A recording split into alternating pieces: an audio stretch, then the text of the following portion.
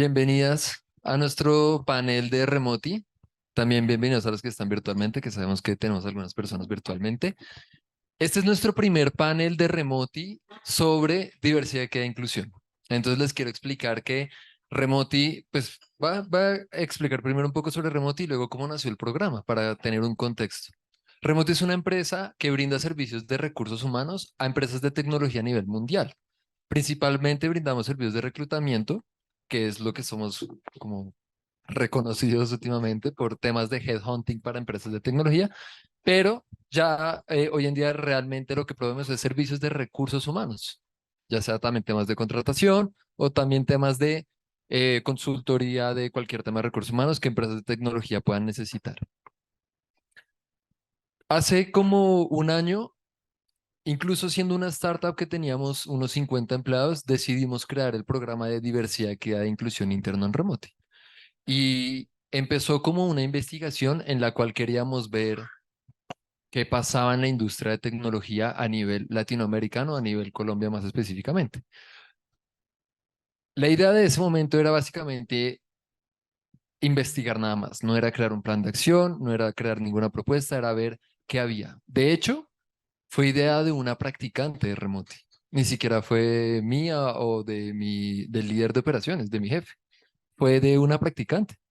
Y a lo largo de su práctica en los 6 meses, empezó a mostrarnos que la data decía que los programas de diversidad, equidad e inclusión a veces fallan mucho. Encontró eso. Y encontró que fallan mucho porque muchas empresas intentan enfocar diversidad a muchas áreas de acción y entre más áreas de acción tienes, como que menos resultados que generen valor, pues vas a tener. Entonces dijimos, bueno, veamos qué población pudiéramos trabajar nosotros en la industria de tech si llegásemos a hacer algo al respecto. Entonces vimos temas de etnia, vimos temas de género, vimos temas de discapacidad, vimos temas incluso hasta también religiosos y nos dimos cuenta que había una baja representación de mujeres en la industria tech, que ya pues claramente la vamos a ampliar hoy a lo largo del panel, pero curiosamente también vimos que había una baja representación de personas con discapacidad en la industria tech. Entonces, yendo contra nuestros propios principios de solo escoger una población para generar valor, realmente decidimos escoger dos. Y ahí es donde la etapa de investigación pasa a una etapa de propuesta, de, bueno, si nos vamos a meter en esto y queremos generar valor, ¿qué vamos a hacer?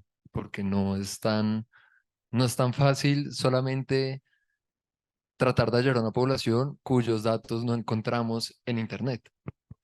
Entonces, ahí nos dijimos a nosotros mismos, vamos a crear un equipo como un squad de diversidad que hay inclusión interno en Remoti.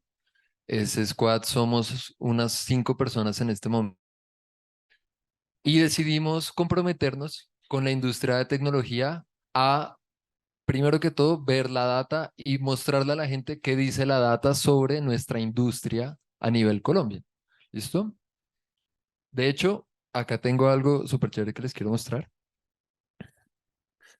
Eh, pero entonces voy a compartir a la gente que está también online. ¿Listo? Y es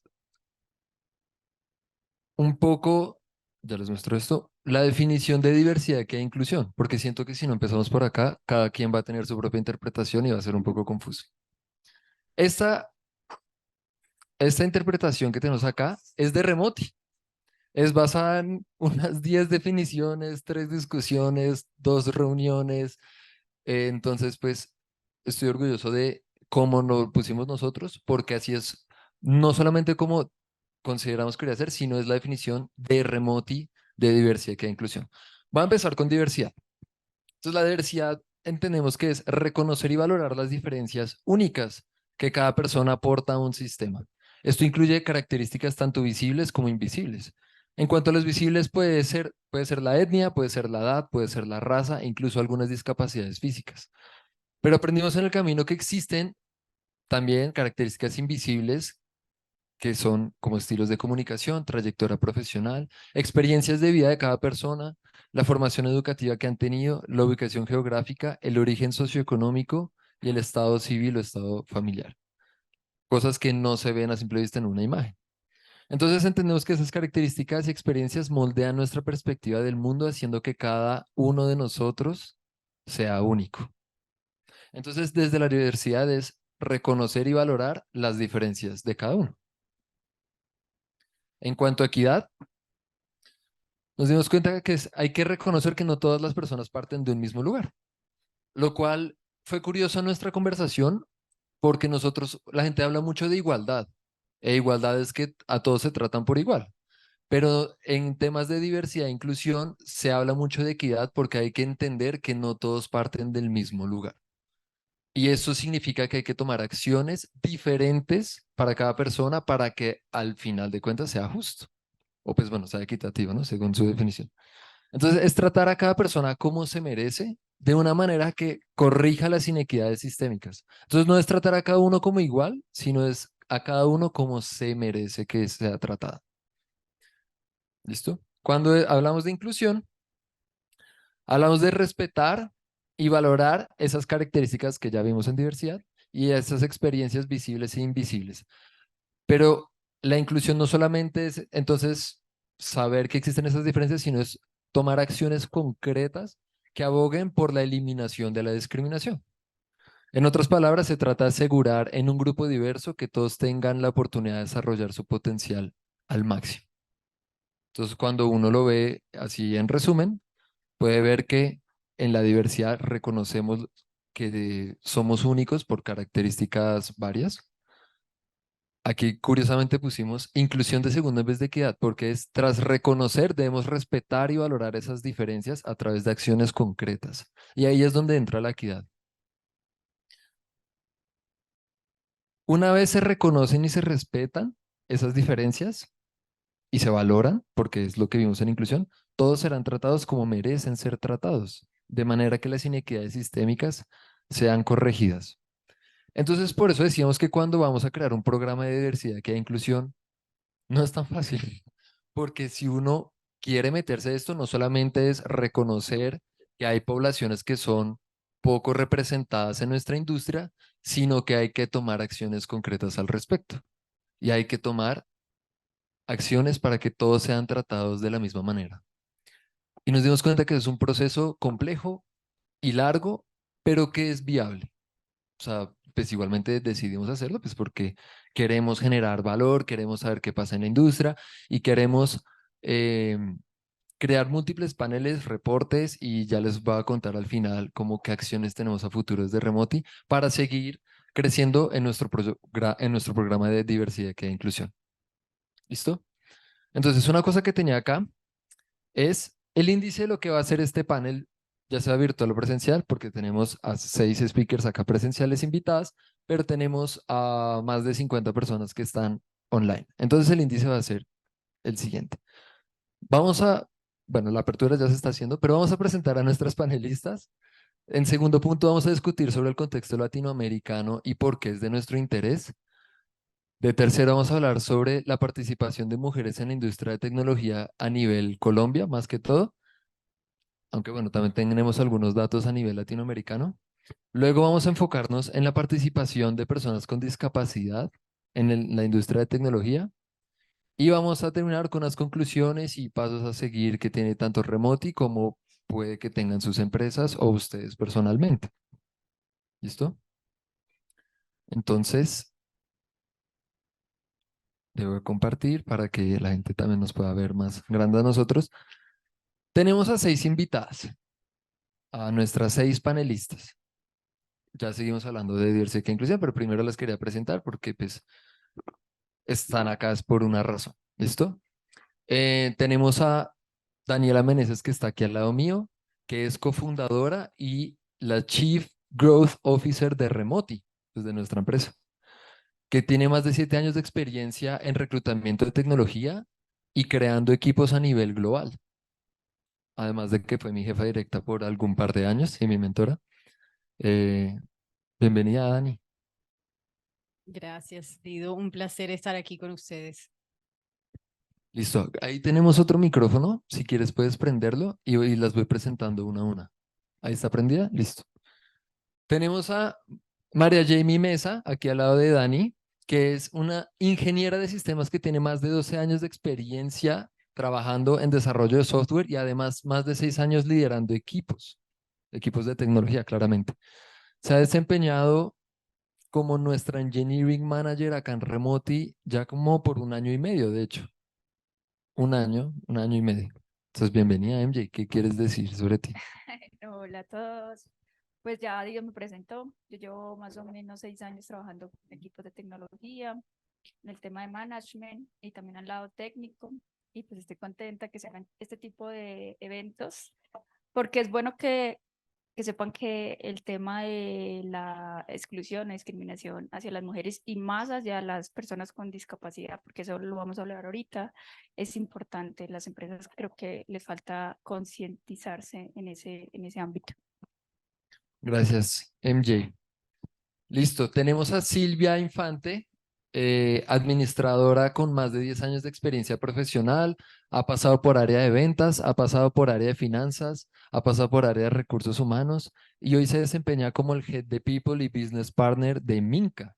Además de eso, pues ya que estamos en temas de diversidad e inclusión, destaco que has completado un curso en Harvard sobre leadership eh, para mujeres que se llama Women in Business. Bueno, bienvenida Silvia, cuéntanos de ti. Gracias, gracias. Bueno, pues nada, muchas gracias por la invitación. Creo que los temas que vamos a tocar hoy son temas que tenemos que poner sobre la mesa un poco más de manera concreta, entender cómo podemos tener siguientes pasos claros, saber cómo podemos seguir impactando no solo desde Big Tech, sino también desde startups, que al final todo lo que uno hace en startups es un poco más rústico y uno trata de hacerlo con menos presupuesto, pero al final no deja de ser relevante seguir hablando de cómo podemos seguir implementando nuevos proyectos, iniciativas para que no solo mujeres, sino en general todo el mundo se sienta parte de una compañía con unas condiciones claras y justas. Y bueno, ojalá saquemos varias conclusiones interesantes de esta charla. Bien, bienvenida Silvia, gracias. Norma Mena. Entonces, bienvenida Norma. Norma es ingeniera de sistemas, de hecho, con más de 20 años de experiencia. Trabaja actualmente como Customer Success Lead de Microsoft, liderando equipos técnicos de Sudamérica Hispana para clientes de Microsoft internos y además también se desempeña como líder del equipo de diversidad, equidad e inclusión en su staff. Entonces, cuéntanos de ti. Norma, bienvenida. Gracias, Daniel, por la invitación. Nada, la verdad, como decía Silvia ahorita, yo creo que este es un tema que todos tenemos que estar hablando.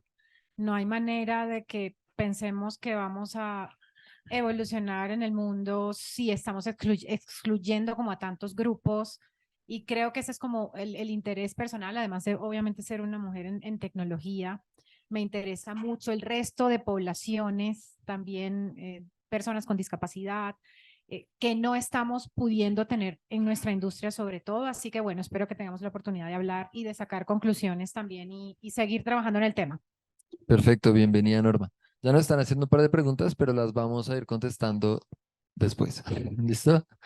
Eh, María Cuella. Entonces, María es una psicóloga que tiene 4 años de experiencia profesional. Hoy en día trabaja en laboratorio como Professional Development Coordinator, pero además de eso realiza consultas individuales en temas de gestión emocional y desarrollo personal. Bienvenida María, cuéntanos de ti. Gracias, Daniel. Yo primero quiero también agradecer como estar sentada en este espacio porque creo que es muy importante y es muy como afortunado en realidad tener el privilegio de estar compartiendo con todas ustedes. También agradezco a Remoti, creo que hemos hablado desde el inicio cuando a Daniel somos colegas de la universidad y también me hablaba como quiero hacer esto con las practicantes y es un gusto ver este resultado. Em, y bueno, creo que yo traeré un poco la experiencia del desarrollo de habilidades blandas también que necesitamos y que se están solicitando tanto en este mundo, en donde nos estamos preguntando sobre diversidad, sobre inclusión. Así que nada, un gusto estar con ustedes. Bien, perfecto, gracias. Y por último, pero no menos importante, María de Brigard. em, También psicóloga, también con 4 años de experiencia profesional, pero María trabaja en SAP como especialista en atracción de talento humano para la región norte de SAP.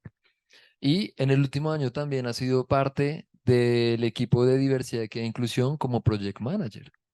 Entonces, bienvenida María. Muchas gracias.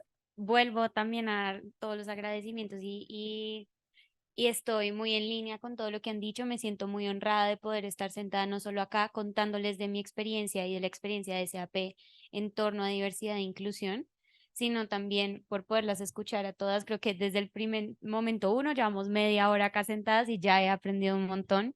Entonces, me muero de ganas por saber un poquito más, por entender un poquito más acerca de esos retos que compartimos y no compartimos y de seguir creando alianzas en torno a este tema que me parece importante y además personalmente me apasiona un montón. Bien, perfecto, gracias. Entonces, en el panel de hoy no solamente vamos a ver cuáles son los desafíos actuales de nuestra industria en cuanto a temas de diversidad, equidad e inclusión, sino que también vamos a explorar opiniones, pues las de ustedes, de pronto también digo alguna opinión mía, estrategias o también incluso soluciones, o sea, posibles soluciones, diría yo, sobre problemáticas que vamos a estar discutiendo que pues le incumben a nuestra industria, ¿no? Entonces acá algo que tenemos en común todos, todos trabajamos en la industria de tecnología. De hecho, nosotros 7 trabajamos en la industria de tech, ya sea en temas de software, en temas de educación virtual, en temas de recursos humanos con nosotros, en temas de absolutamente todo lo que hace Microsoft, que está, ese sí define muy bien la industria tech. Entonces, y bueno, estamos representando tanto startups como enterprises. Y también pues, se me hace muy chévere que podamos representar tanto desde la psicología como desde la administración, como desde la ingeniería de sistemas también. Incluso comunicación social, porque tú eres comunicadora social también, ¿no? Sí, exacto. Es un grupo diverso en temas de formación académica. Entonces, quiero mostrarles un poco sobre el reporte de diversidad e inclusión que hicimos durante el año 2023. Para esto voy a compartir pantalla para que la gente que está online también pueda ver. Listo. Y voy a mostrar un poco por encima lo que es el reporte, pero no voy a ir paso a paso por cada hallazgo que se hace, pues porque primero ya leímos todos el reporte, sino que la idea de tener un panel como este es escuchar las opiniones o lo que dije de encontrar posibles soluciones precisamente a los hallazgos y preguntas que salen a partir de este reporte. ¿Listo? Entonces, quiero contarles cómo nació este reporte, más que todo. ¿Listo? Queríamos tener una mayor visibilidad sobre los datos relacionados con la diversidad, equidad e inclusión y pues queríamos hacerlo a nivel Colombia porque nosotros estamos en Colombia básicamente y porque la data que habíamos encontrado inicialmente con nuestra practicante era a nivel latinoamericano y contrastado con otras regiones del mundo. Ahora podríamos hablar de las data que hay de otros lugares del mundo, pero pues bueno, o sea, la verdad es que podríamos quedarnos como 5 horas solo hablando de ese tema, pero pues voy a concentrarlo entonces a Colombia. Entonces en Remoti nosotros reconocemos que esta información, que pues ya podríamos decir como con orgullo que es específica y detallada, no es accesible con facilidad. De hecho, nos costó mucho lograr obtener esta información. Y parte de esto es porque nos dimos cuenta que no hay tanto texto sobre género en la industria de tech en Colombia. Se encuentra mucha información sobre inclusión de género a nivel empresarial, a nivel de negocios, pero en la industria de tecnología, que es la que nos concierne a nosotros 7, no había tanto. Entonces, cuando dijimos trabajemos con una población, habíamos dicho trabajemos con la población de mujeres porque hay ciertas barreras que estas mujeres tienen para acceder a trabajos en tecnología, pero curiosamente ahí entra el tema de discapacidad que no tiene nada que ver con género. No encontramos absolutamente nada que hable sobre discapacidad en la industria de tecnología en Colombia. Hay muy buenos datos sobre discapacidad en Colombia en general, que yo les decía que en reportes del DANE, que me encantó haber leído, encontramos data increíblemente útil que cuando uno contrasta con la industria de tecnología, no cuadra. No cuadra porque el 15% de las personas en Latinoamérica tienen una discapacidad. Y nosotros nos preguntábamos en Remoti y también con amigos que están fuera de la empresa y es, ¿cuánta gente con discapacidad está en tu empresa? Y era o cero o mínimo. Entonces, ¿cómo es que si el 15% de las personas de Latinoamérica tienen discapacidad, por qué en la industria tech no se encuentra casi? Entonces, por eso decidimos tener a estas dos poblaciones que son poco representadas en nuestra industria, que en cierta manera se puede decir que era doble trabajo, pero dobles hallazgos que generan el doble valor también. Pues también por eso tenemos un squad de 5 personas que ayuda a crear todo esto, porque si lo haría una sola persona sería muy complicado. ¿Listo? Entonces, nuestra intención fue recolectar datos precisos y relevantes que nos permiten entender mejor el panorama de diversidad, equidad e inclusión en nuestro sector y a nivel local, porque es el que más nos interesa. Entonces, quiero empezar con ustedes. De hecho, voy a compartir pantalla porque no necesito en este punto mostrarlo. Y es la primera pregunta que tengo para nuestros panelistas, porque este panel realmente es para ustedes. Claramente yo tenía que hacer una introducción, voy a estar de host, pero la idea es escucharlos a ustedes, porque escucharnos a nosotros remoto y pues ya lo vieron a través del reporte. Y lo primero que quiero preguntarles es sobre la falta de data, precisamente, que fue lo que a que nosotros creáramos este reporte, fue lo que llevó a la creación del reporte. Entonces, una de las grandes problemáticas que tenemos es que no hay data. Mostrar, mostrar cosas como temas de discapacidad es muy complejo porque no hay. Y cosas de las que vamos a ver en nuestros hallazgos es que por más de que nosotros hicimos el esfuerzo, hay muchas personas que decidieron no contestar este reporte. Pero antes de ir exactamente a eso, ¿por qué creen que no hay tanta data frente a estas dos discapacidades, discapacidades no, frente a estas dos poblaciones? Primero la de la discapacidad y segundo la de género. ¿Por qué creen que no hay tanta data? Norma. Dale, si quieres. Hola, hola, ¿sí? Si quieres, Dani, yo arranco ahí, porque estábamos justo hablando del tema hace un momento. Alrededor puntualmente de la población con discapacidad ocurre que si bien todos sabemos que hay un 20 y algo por ciento de nuestra población, las discapacidades no visibles, pues no hay manera de detectarlas, número uno. Alrededor usualmente de las personas con discapacidad también ocurre que hay como un entorno familiar donde tradicionalmente en nuestro país y en Latinoamérica las personas con discapacidad no van tanto a la calle, no van con la misma intensidad a formarse como en otros casos. Y además nos hemos encontrado como con algunos impedimentos. Nosotros venimos hace un año intentando hacer un reporte interno, medio legales, no legales, de cómo pasamos esa etapa de pedirle a las personas que voluntariamente contesten esto, así sea voluntario, incluso no queremos meternos, por ejemplo, en temas personales o temas que hagan sentir mal a las personas. Entonces, llevamos, la verdad, un año intentando encontrar, bueno, cuál es la forma ideal de que esto ocurra y de que cada uno de nosotros pueda declarar esa discapacidad visible o invisible, como tú decías al comienzo, que nos permita hallar esos datos que dices. Entonces, las que son visibles, pues sí, son evidentes y podríamos trabajar en eso, pero la verdad es que creo que hay un tema entre personal y de cómo recolectar los datos que no ha sido fácil de superar y de que las empresas se sientan también tranquilas y sus colaboradores igual, de contestar una encuesta. Es lo que les puedo decir, pero sí estamos nosotros, por ejemplo, en nuestro caso, trabajando intencionalmente en cómo logramos tener los datos. ¿Y en qué punto están? Asesorándonos, bueno, cuál es la forma en dos, yo diría que más que la legal, incluso la personal de cómo no vamos a hacer sentir mal a nuestro empleado, a nuestro colaborador, cómo se va a sentir en un entorno seguro de contestar y de dar esa información. A veces hay discapacidades adquiridas, entonces hay gente que tiene temor de decir esta discapacidad la adquirí hace 2 años. Claro. Entonces, el entorno en general puntual de discapacidad es un poquito complejo.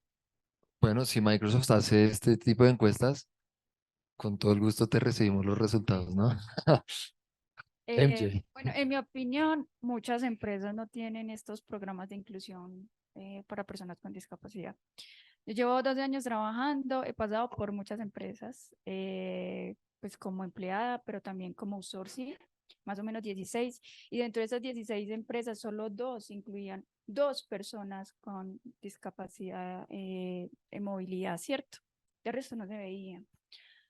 Pero aparte de eso, las empresas no tienen espacios físicos porque en ese tiempo era on-site, ¿cierto? espacios físicos adecuados para que esas personas puedan ir y trabajar a gusto. Creo que ahora, y eso es mi percepción, con el tema remoto, de pronto muchas personas que tienen ese tipo de discapacidad han podido obtener nuevos empleos, han mejorado sus condiciones, ¿cierto?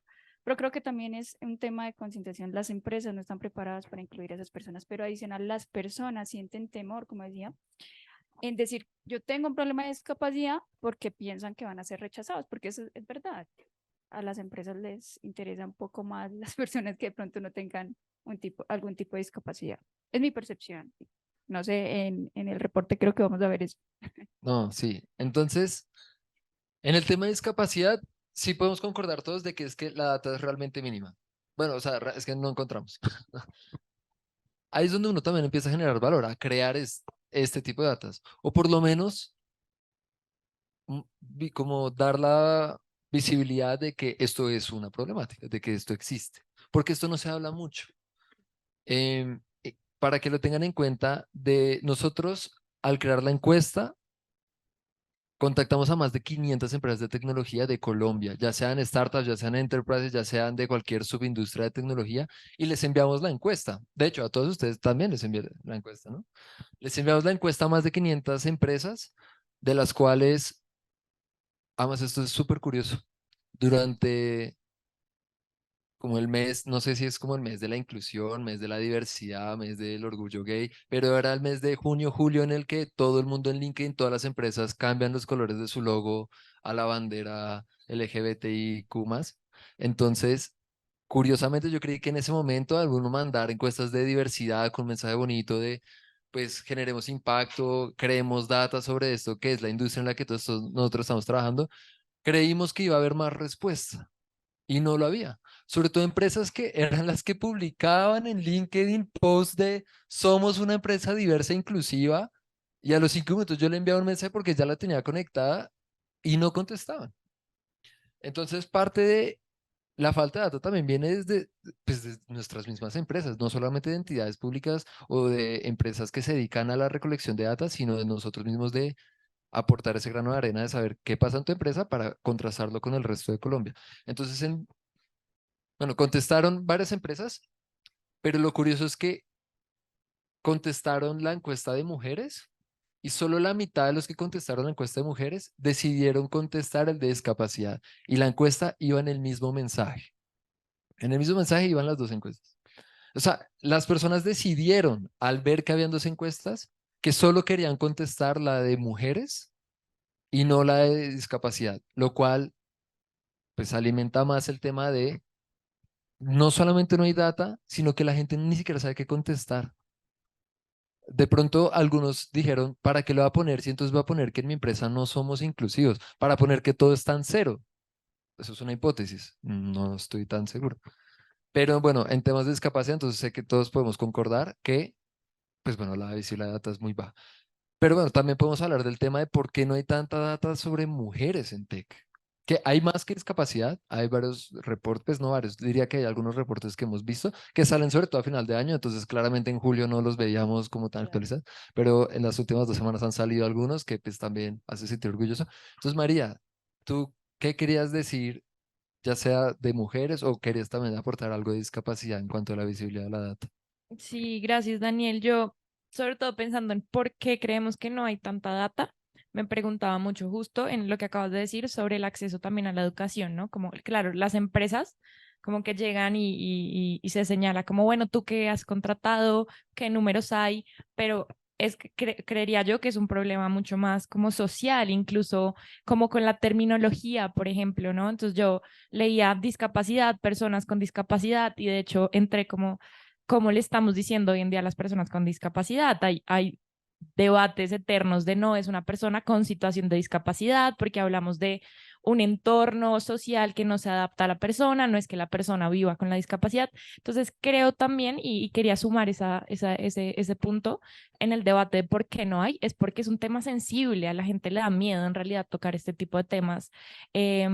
Da miedo cometer errores, decir lo que no es, porque además también vivimos en un mundo donde se castiga mucho ese tipo de error y si no es súper perfecto todo lo que vamos a decir, entonces no vale. Y creo que ese tabú, como ese miedo a la vulnerabilidad, a no saber, también es muy, muy clave para no tener data hoy en día. Incluso preguntándonos qué grupo, qué tipo de discapacidades existen. Hay visibles o invisibles, pero hay neurodiversidades, ¿no? Por ejemplo, en laboratorio actualmente, Neurodiversidad, sí. exacto. ¿Qué es eso? Exacto. Entonces, claro, podemos hablar de discapacidades y de pronto cuando yo digo discapacidad, todo el mundo tú, en su mente tiene un tipo de discapacidad diferente. Creería yo, me atrevería a apostarle a que es una discapacidad física, Física. ¿no? Donde necesitan apoyo de alguien más, donde necesitan cuidados, pero hay un montón de diversidad de funcionalidades que hay que estar investigando, ¿no? Entonces, hoy en día, cuando yo hablo de neurodiversidad, hablamos de todas estas, tampoco soy experta, voy a hacerlo con vulnerabilidad, pero hablamos de todas estas posibilidades como de diversidad de funcionalidades como mentales y cognitivas. Incluso incluimos pues población autista dentro del espectro autista, con TDAH, esquizofrenia, ¿no?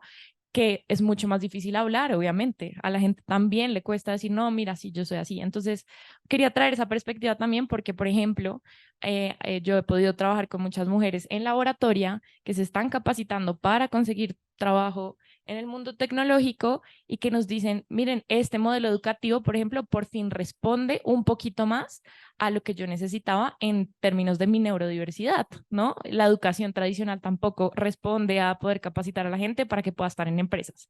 Entonces, eh, por eso creo que no hay un poco de data, porque desde el inicio, la raíz, tampoco hay algo que responda a esas necesidades. Bien. O sea, estoy de acuerdo y entonces aquí también tengo otra pregunta y es, estas encuestas se enviaron más que todo a los HR managers, HR leads o incluso si una startup era más pequeña y ni siquiera tenía áreas de recursos humanos, se la enviábamos al CEO o pues por lo menos a los cargos más altos de la empresa que son los que también toman decisiones y saben de la data interna de su empresa. ¿Cómo podemos crear nosotros conciencia y de pronto una cultura desde las posiciones de liderazgo, ya sea también la nuestra, para que esto se nos vuelva algo normal, ya que trabajamos en recursos humanos? Porque es un tema sensible, María decía, es un tema sensible y lo es. Pero ¿cómo podemos hacer que los líderes de recursos humanos lo vean como algo cotidiano y que no les dé tabú responderlo? ¿Cómo podemos cambiar esa cultura de recursos humanos en las empresas? Yo Silvia. creo que muy en línea con lo que acabamos de escuchar, se ha ampliado un montón el espectro de lo que significa una discapacidad y creo que eso también nos ha ayudado a poder darle mucha más visibilidad a la gente internamente. ¿A qué me refiero? Precisamente todo el tema de salud mental desde la pandemia nos ha ayudado a entender cómo podemos tomar como discapacidad otros temas que antes no se hablaban, que hoy se tocan con más naturalidad y que hoy ya son temas que se tocan en la cotidianidad, en el día a día en una oficina. Entonces, traer esos temas al día a día de la oficina, darle la seguridad psicológica a los empleados que puedan hablar de ese tipo de cosas como algo normal y como una situación en la que obviamente la compañía los va a apoyar. Creo que es el primer paso que tenemos que hacer, ya sea desde, en mi caso, por ejemplo, una startup,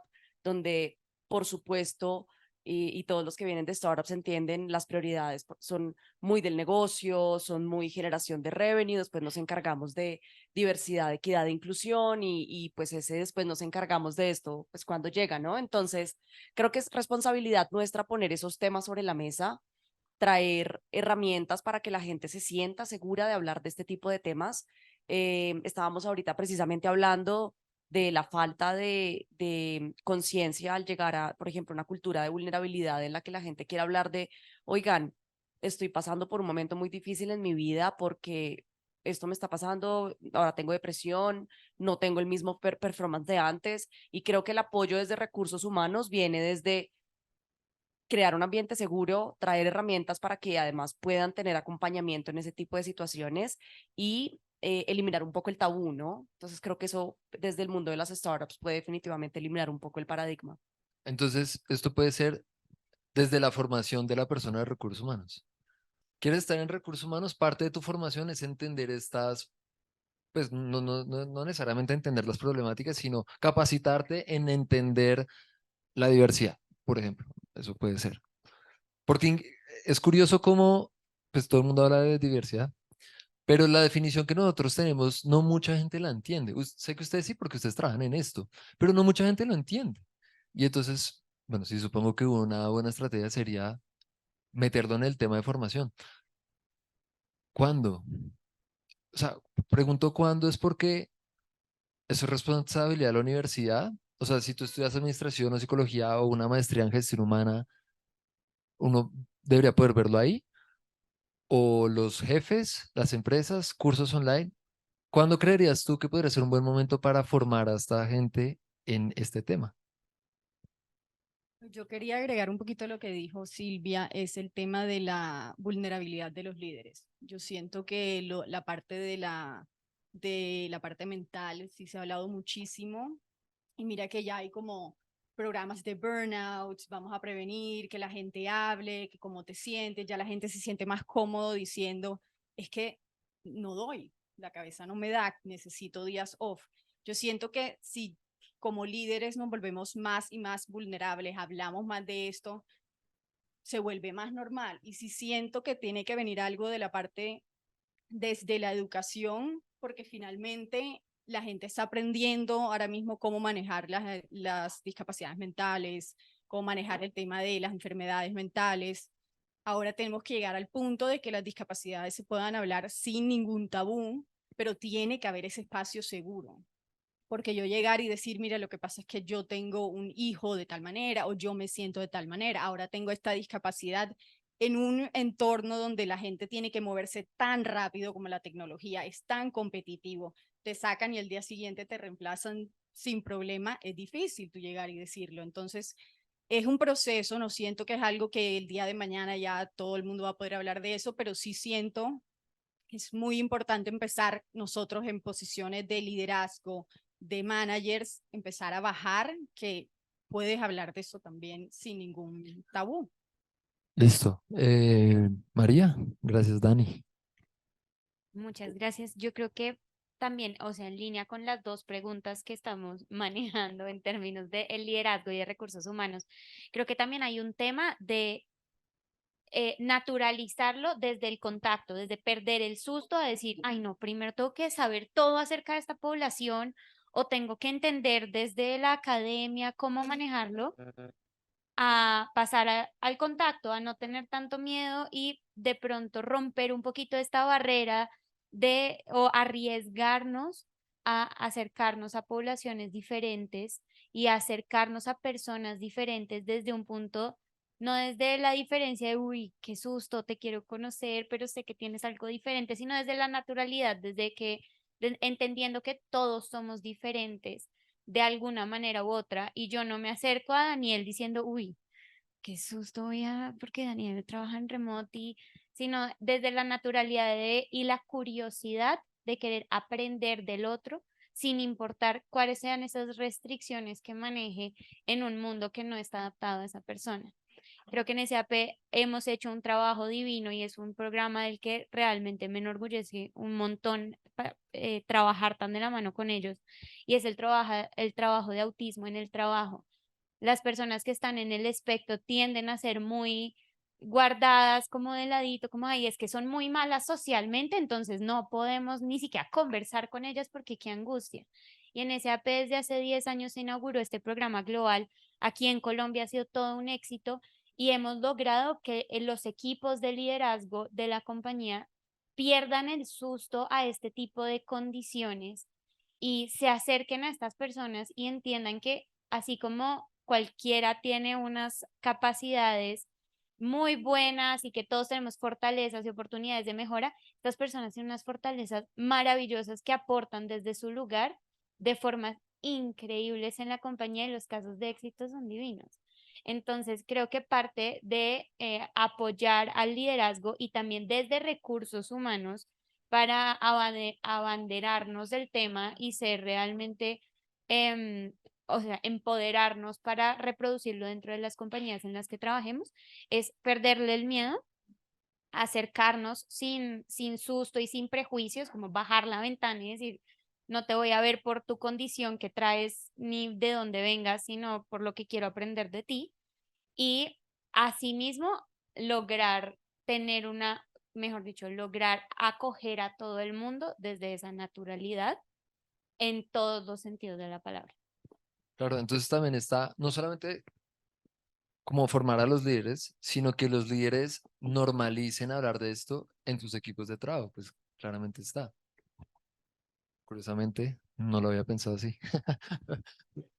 Gracias, María. Dale, Creo Silvia. que hay un tema importante con la última pregunta que hiciste del tiempo, en qué momento empezar a hablar y tener como esa em, seguridad psicológica para que la gente pueda hablar de estos temas. Y yo te diría que esto es desde el minuto cero en las compañías.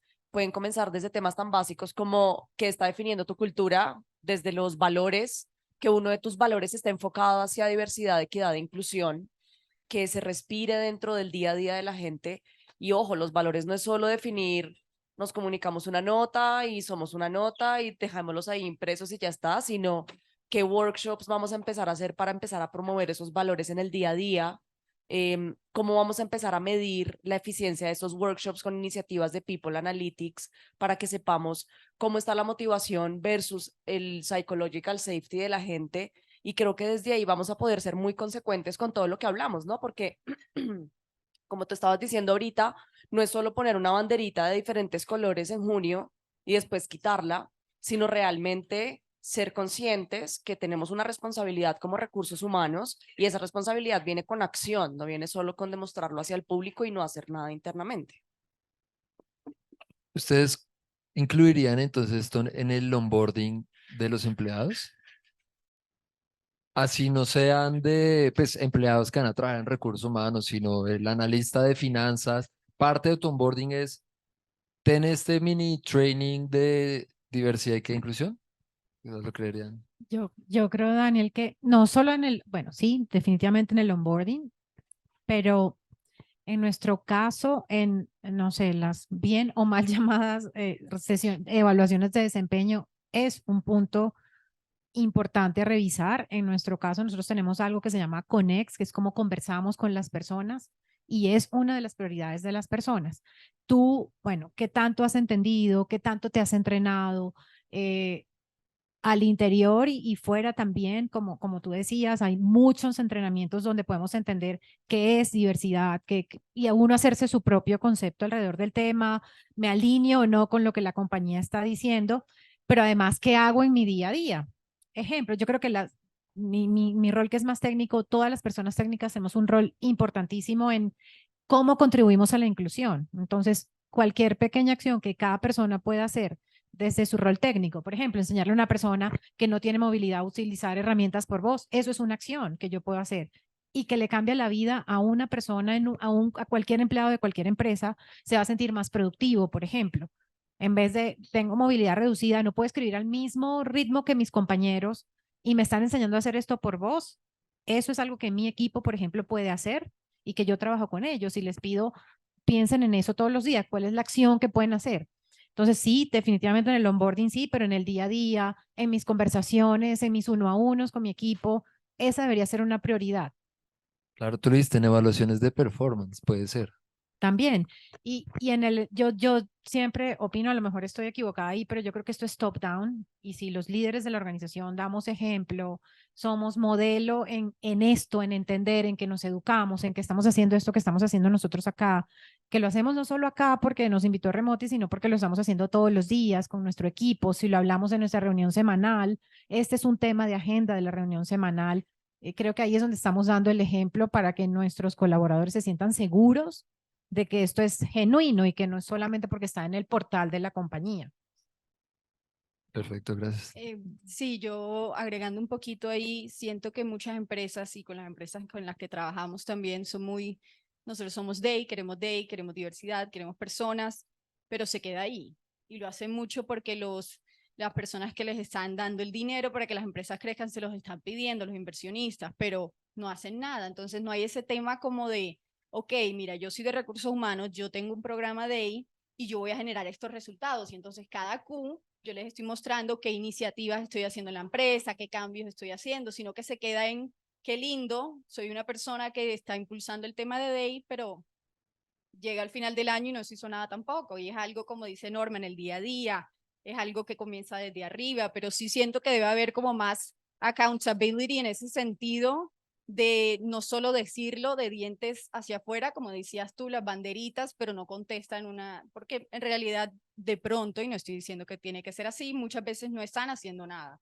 Puede que pongan la banderita, pero no hacen nada, entonces les da pena decir, no, es que no voy a contestar esta encuesta porque es que no sé qué decir, porque es que a mí los resultados no me los están ni pidiendo, entonces yo solamente digo que estoy trabajando en la iniciativa y ya. Y me parece algo muy importante también que estas personas tengan que mostrar qué hacen en la sociedad y en la empresa por esto. Algo que nosotros habíamos discutido una vez era, si ustedes le preguntan a la gente, ¿quieres aprender de esto? ¿Quieres generar un impacto en la sociedad? ¿Quieres generar un cambio? Aunque bueno, generar un cambio tiene muchos matices y definiciones, pero ¿quieres generar un cambio? La gente dice, siempre dice sí. Todo el mundo siempre dice sí, sí quiero hacer parte de, yo quiero aportar, yo quiero hacer esto, lo otro. Y cuando uno le dice, listo, investigate, léete estas 20 páginas. Si no te sirven, léete este otro reporte. Trabaja estas horas extra porque tú estás contratada principalmente también para otra cosa. Estás en el equipo de diversidad e inclusión, de apoyo como secundario. Tienes que entender que te van a bajar la mitad de las cosas que te escriben, que tú escribes, porque pues es parte de recolectar data, ¿no? De sacar conclusiones relevantes. Tienes que entender que para hacer esto hay que hacer sacrificios, es un dolor de cabeza, toca ir al campo, toca buscar personas con discapacidad y si no la encuentras, pues busca otra vez. Tienes que entender que hay problemas, es que de pronto tú también tienes sesgos y tienes que entenderlos y la gente con la que tratas de pronto no tiene sesgos. ¿Estás dispuesto a hacer todo eso si quieres generar un impacto? No.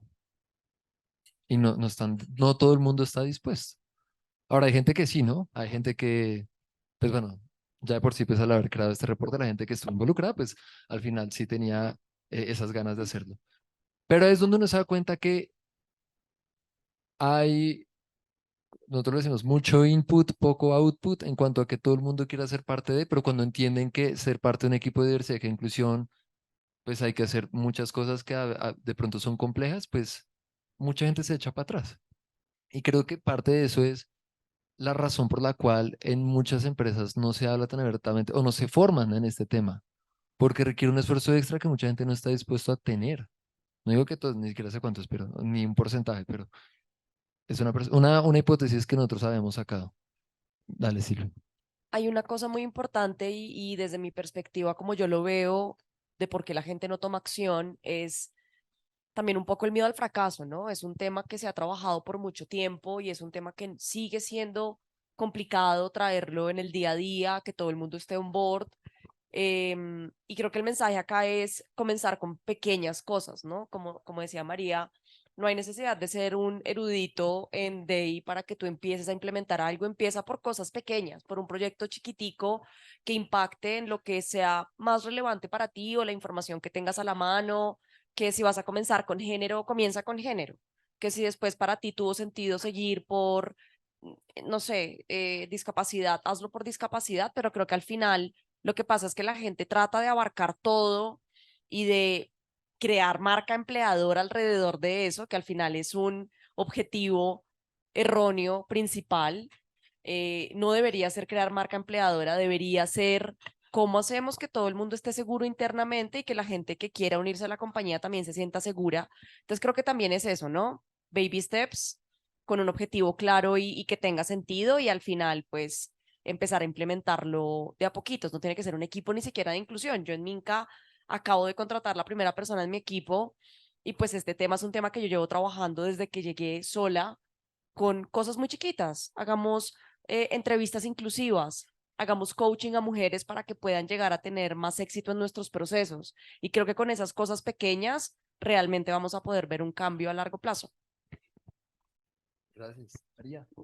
Sí, yo quería traer un poco también esta perspectiva de la que estamos hablando, pero es claro, cuando tú pones ese panorama, Daniel, y lo hablamos, ¿no? Esto es complejo, interseccional, implica academia, pensar equipos, recursos, tiempo, bla, bla, bla, y es como, yo me pregunto, en realidad es tan complejo, ¿no? Como o sea, como si yo soy jefe de un equipo, ¿no? ¿Cuántas personas en mi equipo en este momento sé que tienen les he preguntado alguna vez. Entonces creo que ya yo resumo esto de las pequeñas acciones en no tiene que ser todo tan complejo. O sea, hay unas acciones evidentemente que sí requieren esfuerzos colectivos, tiempo, recursos y hay que seguirlo haciendo, pero creo que hay una gran parte que no estamos abordando. Claro, hablamos mucho desde la empresa, desde los recursos humanos, como del día a día que decía María, que decía que no creo que sea tan complejo en mi perspectiva. Claro, yo tengo formación de psicóloga, a mí me gustan estos temas, pero cada vez más hablo con mi equipo que son UX designers, por ejemplo, y me traen, oye, qué buena pregunta que hayas preguntado, ¿no? Como gracias por esa pregunta, que tenemos que dejar de complejizar todo, porque si no la gente le va a tener un poco de miedo, en realidad.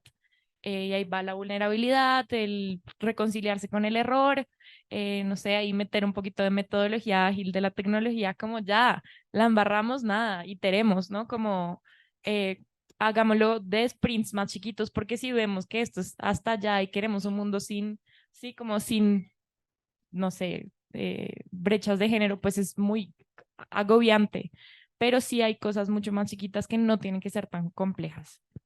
Es que yo creo que no es complejo, María, es que es nuevo tal vez para mucha gente, es que a nadie lo educaron en eso, es que en el colegio las personas que lideran hoy no aprendieron del tema o no escucharon del tema, entonces yo creo que más que ser complejo es eso, no se educaron ahí, Desconocido puede ser. es desconocido, qué buena palabra. Y lo segundo, yo creo, Daniel, es eso que tú decías que es que como esto es extra, es mi esfuerzo extra, es que no lo premiamos ese esfuerzo extra a las personas. Entonces, pues muchas veces dentro de las organizaciones la gente dice, bueno, hago este esfuerzo extra y no pasa nada, nadie me reconoce si lo hago bien o mal. Y por eso para mí no tiene que ser un esfuerzo extra, tiene que ser una dimensión del desempeño de las personas. Que es lo que les decía que nosotros estamos procurando hacer en nuestro caso, una dimensión de todo lo que te puedes ganar adicional en esta empresa, incluso recompensar, es que tú realmente entiendas qué es la diversidad y la inclusión, porque es importante para nosotros, para la sociedad, para ti como persona. Entonces, en la medida que eso lo incorporemos en una dimensión de cómo medimos a nuestros equipos, yo creo que deja de ser extra, deja de ser ese esfuerzo extra. Y por último, que creo que como eso que es tan desconocido nos genera un esfuerzo mayor a nosotros, nos genera tener que aprender y a veces algo que yo siempre le digo a mi equipo y si hay alguien conectado se va a reír es que yo creo que con esto uno tiene que ser obsesivo. Entonces uno tiene que estar hablando de esto todos los días para que se vuelva común, que es lo que pasa cuando las cosas son desconocidas, hasta que alguien las habla todos los días se vuelve común. Entonces a veces nosotros, a lo mejor todas nosotros nos debe estar pasando lo mismo, que nos dicen, ay, ahí viene la obsesiva del day. Y cuando a mí me dicen eso, yo digo, lo logré, me están viendo obsesiva, bueno, listo, está bien. Y creo que eso es lo que es como la responsabilidad que tenemos ahorita de, bueno, que nos vean obsesivos, está bien, hasta que se vuelva común y deje de ser desconocido. Bueno, no, quiero aportar algo y es que yo creo que también es un tema generacional. O sea, en las generaciones anteriores, como decía Norma, pues no nos enseñaron ese tema de diversidad e inclusión. Entonces, incluso en las empresas grandes, en las corporativas, ¿cierto? Porque también he estado en esas empresas, allá sí que es cuadriculado todo, o sea, allá el tema no es tan abierto. Muchas empresas empezaron a incluir ya las personas que eran tatuadas, antes no se podía, por ejemplo, ¿cierto? Eso era como, ay, el tabú, pues, una persona tatuada. Empezaron con esos pequeños cambios y creen que eso es, como que, ah, no, ya aceptamos personas tatuadas, ya puedes ir en tenis a la universidad, es que la universidad, a la empresa, pero eso no es, porque las personas necesitan como esos ambientes donde se sientan seguros, como decía Dani, que viene más del tema de la forma de liderazgo, ¿cierto? Hay líderes que dicen, no, tú puedes hablar conmigo con confianza, pero cuando vamos a ver, no, te terminan sacando en unos meses por algo que dijiste, porque no sé qué. Entonces también viene esa formación a nivel de coach, de liderazgo. ¿Cómo soy yo como líder? Es importante formarnos como líderes. Y ahí quiero hacer el último aporte de un tema que me ha parecido súper bonito y es también la capacidad de empoderar a estas personas en las organizaciones que tienen un interés genuino por los temas, porque los tocan, porque tienen un hermano, porque son parte, porque... Y en SAP tenemos un tema que se llaman las Employee Network Groups. Acá en Colombia manejamos 4 o 5, no me acuerdo, y trabajamos en torno a autismo en el trabajo, Pride, Business Woman Network, culturas. Este año estamos empezando con el tema de Enabled, que es todo el tema de discapacidad, y son empleados voluntarios que por algún tema u otro les toca. Siempre está la persona que dice, pucha, sí, yo tengo 2 hijos que están dentro del espectro, es un tema que me interesa, es un tema que me apasiona, es un tema que quiero hablar y quiero dar a conocer. Y empoderando a los empleados que si no tengan nada que ver, pueden estar trabajando, mejor dicho, de financiero de la compañía, pero le toca el corazón hablar de estos temas y actuar en torno a estos temas, se empieza a generar una cultura interna en donde estos temas se hablan con pasión, se hablan desde la emocionalidad del tema y empiezan a generar cada vez espacios más seguros, incluso para las personas que por alguna otra razón les toca así no tengan nada que ver con el tema, que creo que nunca no se tiene nada que ver, pero pues ustedes me entienden el punto. Entonces, creo que este tema también, especialmente en compañías multinacionales donde hay mucha gente, el hecho de poder lograr que cada uno se apersone y viva en su día a día este tema de diversidad, que proclame también y se sienta atado emocionalmente a estos valores de curiosearle a los demás y entender cómo viven los demás la vida, me parece súper súper sostenible en el tiempo para lograr que cada vez más se hablen de estos temas y para lograr también que este tema de diferencias en términos de generaciones se cierre cada vez más esa brecha de es que no entiendo, si no entiendo, pero vas a la oficina y ves a 5 chinos que están sentados en la cafetería conversando del tema y que te van a hacer un conversatorio y te están invitando, buenísimo, hablemoslo con naturalidad. Entonces creo que ha sido una estrategia que funciona mucho y que cada vez se ve más empoderada dentro de una multinacional tan grande como SAP y no toma tantos recursos y pues claro que sí, toma tiempo, pero las cosas que impactan toman tiempo. Entonces, súper, súper chévere y les quería compartir ese punto importante. Gracias. Yo tenía una pregunta preparada para más adelante, pero la voy a adelantar. Y es, bueno, en el reporte vimos muchas cosas de que, pues que no va a mostrar toda la data específicamente, pero de que entonces no hay tanta participación de mujeres en roles de tecnología en las empresas de tecnología. De hecho, sí hay participación de mujeres en empresas de tecnología. De hecho, es casi que igual al de los hombres, pero en posiciones de tecnología es donde hay una disparidad muy grande. En temas de discapacidad, pues también vimos que hay una representación muy baja. Pero entonces le quería hacer la pregunta, ya que María abre esto, eh, ¿creen que por lo menos ha cambiado con el tiempo? O sea, por lo menos estamos mejor ahora, por más de que siga siendo una representación baja, ¿o qué piensan ustedes?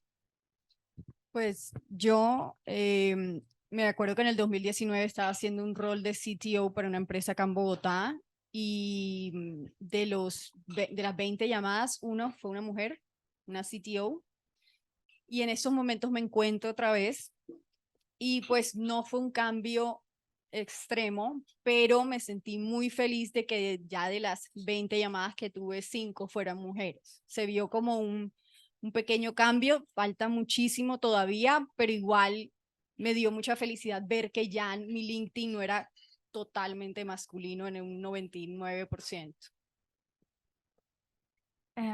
Bueno, yo creo que se ha cambiado. Cuando yo estaba en la universidad, yo creo que eran, no sé, 70% hombres, 30% mujeres estudiando ingeniería de sistemas y muchas mujeres pues se salían, ¿cierto? No era muy común que una mujer estudiara este tipo como de ingeniería y cuando uno a través del tiempo va pues migrando de empleo en empleo, se da cuenta que sus compañeros son hombres y que tu jefe es hombre, o sea, no hay como otra opción. Hace más o menos 2 años estuve en un cliente, una entidad financiera grande, y la gerente de toda tecnología era mujer.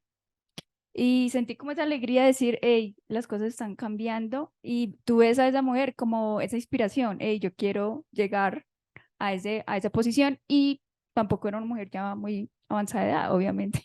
Era alguien joven y yo decía, a ver, sí se puede. Es difícil, pero se puede. Entonces creo que sí ha cambiado mucho, pero también hay empresas en las que si hay una posición, por ejemplo, como tú dices, para CTO, prefieren un hombre. Es un tema de sesgos, creo.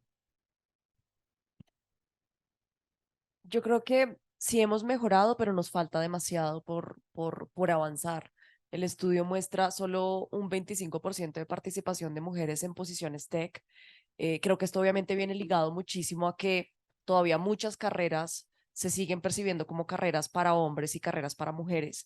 Por eso es que el otro porcentaje que vemos en el estudio, que es del 47%, es de mujeres en tech, pero ¿en qué posiciones? En ventas, en recursos humanos. Recursos humanos, de hecho, es la... Exacto, en posiciones que tal vez son non-tech, porque claro, estudiamos carreras que son para mujeres, ¿no? O que están catalogadas para cierto género.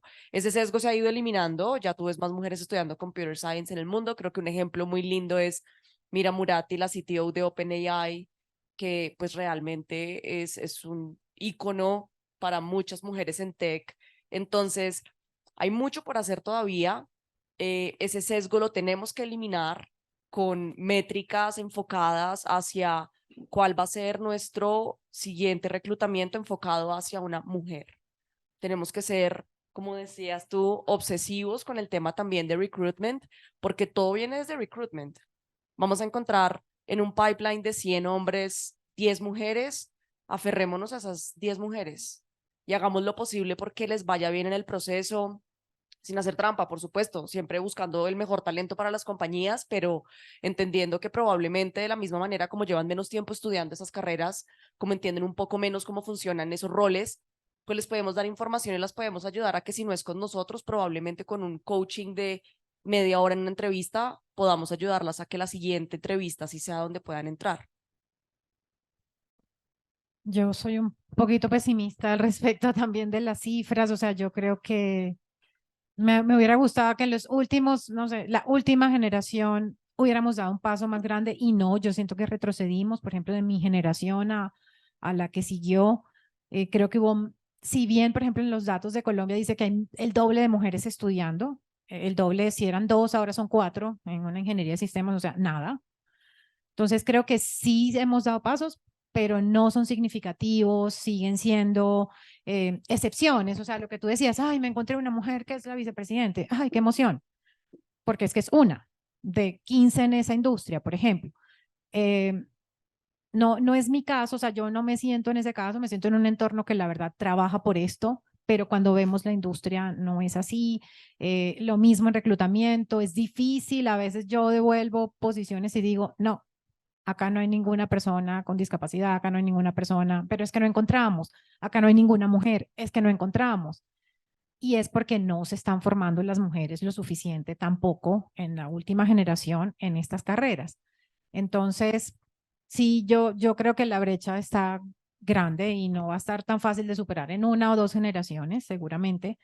Yo creo que sí hay que ser más intencionales en esto, hay que formar más desde los colegios. Ahorita estábamos hablando que hay unos focos de formación en colegios ahorita, en esta nueva generación que está ahí en noveno, 10º, 11, que creo que es el camino a las que se les está exponiendo en tecnología. Creo que inteligencia artificial, hay brecha en inteligencia artificial, creo que en el reporte no sé si alcanzamos a hablar del tema, pero hay más brecha ahorita de mujeres en inteligencia artificial, que es lo que se está moviendo más en el momento. Entonces, yo sí creo que hay que, no sé, invertir más tiempo en el tema. Em, lo ves muy a largo plazo, porque, Sí. porque tú dices, de pronto en las próximas 2 generaciones, no. ¿Sabes? Yo tengo una visión un poco más optimista Más que la que optimista. dicen ustedes dos, de hecho. En cuanto a, yo creo que sí se va por buen camino. Falta, claro, pues claramente falta. Pero, pues, o sea, no he ido a un colegio a ver cuántas de las de 11 quieren estudiar algo relacionado con IT. Pero ha sido No, exacto. ninguna. No Eso es lo que digo. quieren. No he ido a ver, pero no me sorprendería ver que sí ha cambiado mucho. No, yo estoy de acuerdo en que ha cambiado. No sé Lo si que pasa tú es que sí no ha dado sepas más. el salto es grande, entonces la brecha es grande. Entonces yo creo que el salto que hay que dar es más grande aún. Entonces, si vas ahorita a los colegios de verdad, siento que en este instante, pero hubo como un vacío ahí generacional en donde no ocurrió. Están volviendo otra vez los colegios a exponer más a las niñas a quitar esos como sesgos de que es que robótica solo estudian los niños, Claro. programación solo es para los niños, entonces las niñas se van a la clase de arte, los niños a la de programación. Eso pasaba hace 10 años en colegios. Que eso es lo que yo digo que de pronto hoy ya no.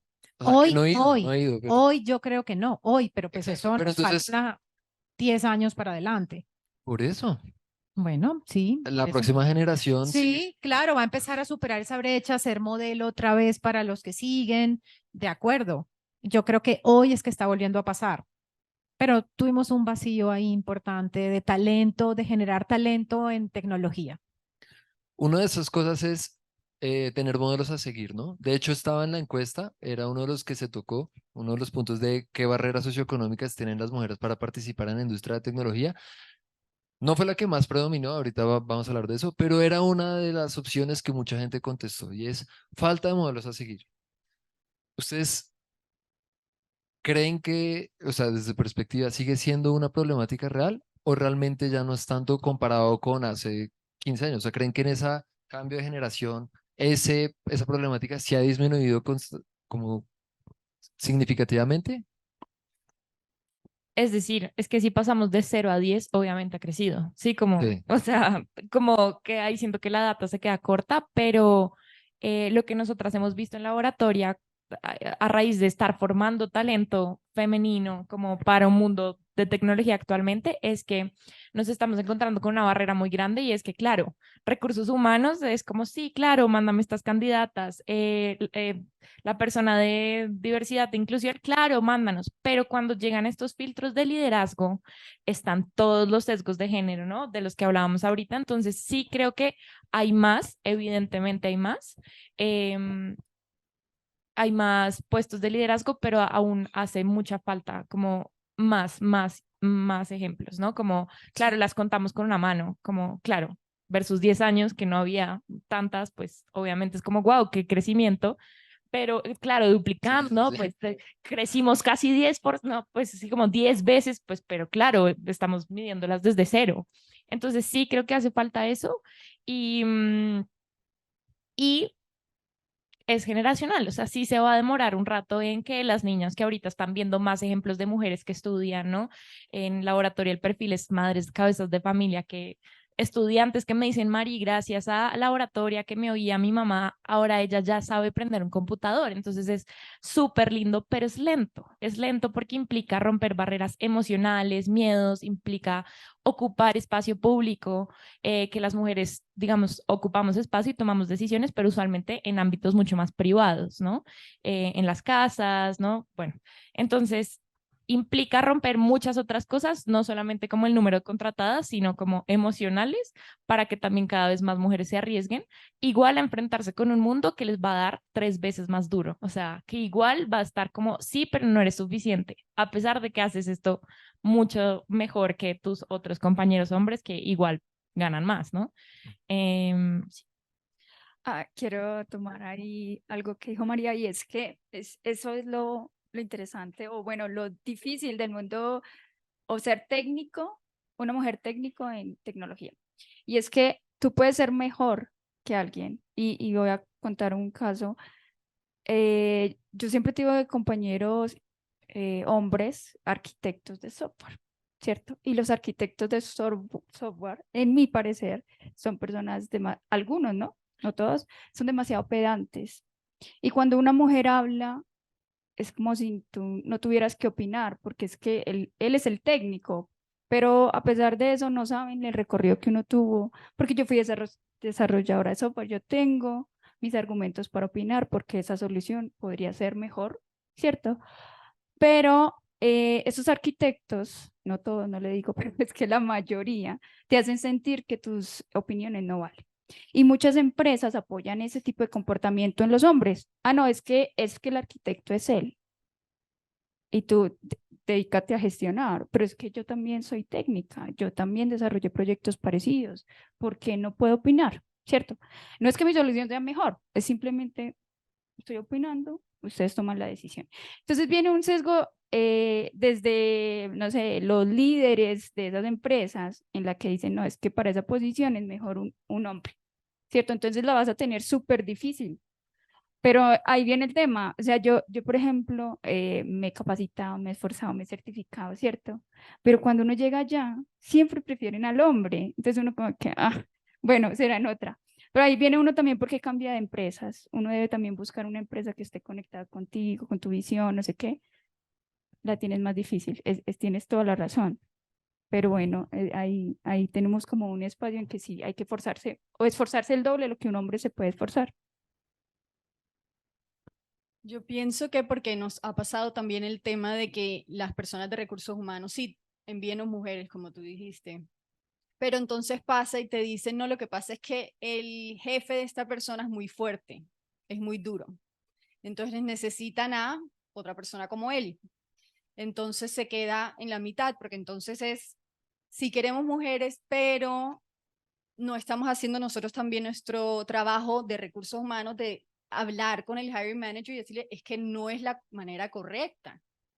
Deberías adaptarte también un poco más a tus candidatos, no que es que tiene que ser mi manera hoy y ya. Y si yo soy fuerte, yo no voy a cambiar, entonces tu nombre como yo.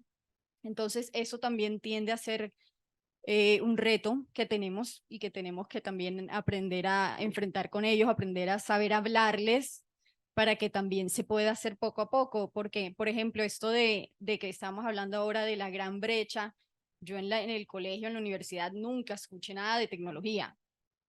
Jamás nadie me habló que había esa carrera, que por qué no indagaba en ella, que nadie. De hecho, cuando me volví reclutadora de tecnología, creo que era de las personas que yo conocía, la única que estaba estudiando eso. Entonces, sí, está en cada uno hacer su esfuerzo para hacer ese cambio, para educar a las demás personas y no simplemente seguirnos adaptando a cómo son los hiring managers y bueno, no quiero problemas con él, sino también enseñarles a ellos de que mira, esta persona va a traer valor a tu equipo siendo diferente, va a ver las cosas diferentes. Quiero hablar del caso. Mi hermana estudió una carrera administrativa, pero ya le dije que se pasara para el tema de tecno. Entonces ya ahora es Data Analytics. Y hace poco cambió de empresa a otra empresa y el jefe en su primer día en el onboarding le dijo, no, yo soy una persona muy fuerte. Y ella es la única mujer en ese equipo de área de tecno. Todos son hombres. Pero me pareció chévere que el jefe le dijo, es una persona muy fuerte, estoy acostumbrada a trabajar con hombres. Si en algún momento te habló fuerte o algo, cuéntame. O sea, le dio como no sé, como la confianza de decir, hey, yo no he trabajado con mujeres, estoy cambiando, incluyeron una mujer en ese equipo de tecnología. Entonces, y es una empresa de las antiguas, digamos así, ¿cierto? Entonces, sí se está haciendo como ciertos cambios y me parece chévere que también los hombres pues se están como concientizando en que de pronto su liderazgo, de pronto machista o puede cambiar, ¿cierto? Y que las mujeres tampoco es que seamos súper débiles, o sea, uno también puedes aceptar que alguien te hable fuerte, pues obviamente hasta un punto, ¿no? Entonces creo que está cambiando. Pues obviamente falta muchos años, como dicen acá, puede que en 5 o 10 años es cuando se va a ver de pronto una equidad, de pronto, ¿cierto? Voy a mostrar una cosa y la junto con lo que dice MG. Y para los que están virtual, pues acá comparto pantalla para que logren ver esta parte muy específica de la encuesta pues del reporte que creamos, ¿no? Entonces, en la encuesta de mujeres, o sea, aquí no nos vamos a centrar tanto en discapacidad, sino en mujeres específicamente, se le pregunta a la gente, con base en la sociedad colombiana, ¿evidencias algún tipo de barrera para que las mujeres participen en la industria de tecnología? Y las barreras que más, bueno, primero es multifacético, ¿no? O sea, no hay una que sea mucho más grande que otra, lo que muestra que esto es un problema, pues, que hay que atacar de muchas maneras, ¿no? Hay varias aristas ahí. Pero las que más predominan son brecha educativa, estereotipos de género y brecha salarial de género. ¿Por qué creen que sucede esto? O sea, ya hemos hablado un poco de esto, pero ¿por qué creen que estas son las tres que predominan cuando la gente contesta? Yo creo, y obviamente desde mi punto de vista que he venido creando el equipo de Minca desde hace un año, lo que he visto en las entrevistas con mujeres en particular, y hay estudios incluso de esto que hablan de que las mujeres son mucho más flexibles para aceptar un reto porque les apasiona el reto y no tanto porque se ajusta a su aspiración salarial. son también mucho más flexibles para aceptar una negociación de un salario versus un hombre. Entonces, el rechazo de ofertas, la tasa es mucho más alta de hombres cuando no llegas al número que quiere el hombre versus el número que quiere la mujer. ¿A qué voy con esto? Que nosotros también tenemos una responsabilidad muy grande desde Talent Acquisition de apoyar a que las mujeres puedan pedir el salario que nosotros también tenemos presupuestado. O sea, si por ejemplo yo tengo en una curva, yo tengo creadas curvas por regiones, porque yo tengo equipo en Europa, en Estados Unidos y en Latinoamérica. Si yo tengo una curva definida en la que le voy a pagar a una posición de 1000 en el percentil 25 hasta 4000 en el percentil 75 y ella me está pidiendo, no sé, 900, pues démosle 1000, porque está en mi curva, está en mi presupuesto y probablemente ella no está pidiendo ni siquiera lo que normalmente pide normalmente un hombre en una negociación salarial. Los hombres son mucho más experimentados en negociaciones salariales, están mucho más seguros de lo que necesitan, porque al final es un tema también de género. La mujer ve el trabajo como una oportunidad y no como este es el lugar que me va a pagar el 40% que yo quiero adicional. Entonces, desde mi rol, creo que ese es un tema en el que yo he impactado un montón y es cada una de las mujeres que he traído a Minca, son mujeres que tienen un salario competitivo versus los hombres que ya existen en Minca. Y eso es un tema que uno ve un montón en startups, como, pidió 900, qué nota, démosle 900. Digámosle que 870, a ver si lo acepta. Entonces creo que también viene mucho de nosotros eliminar un poco ese sesgo tanto de contratación como de la parte salarial en género. ¿Las demás creen que todavía existe el tema de brecha salarial de género hoy en día? Sí, yo creo que ¿Por sí. qué? Y también ha venido por la razón uno que tienes Ajá. ahí, la uno y la dos, de los estereotipos y de la brecha educativa. Y es que como cuesta más encontrar una mujer, como que, eres la única, entonces voy a aprovechar y, ¿sabes? Es la única que va a tener la posibilidad. Entonces yo pido 8 candidatos para una posición y me traen 8 hombres, devuelvo, pido, al final encuentran una mujer y es que muchas veces la razón es que no hay ninguna con este tipo de certificaciones, no hay ninguna que haya estudiado alguna de las 27 carreras que estás proponiendo acá.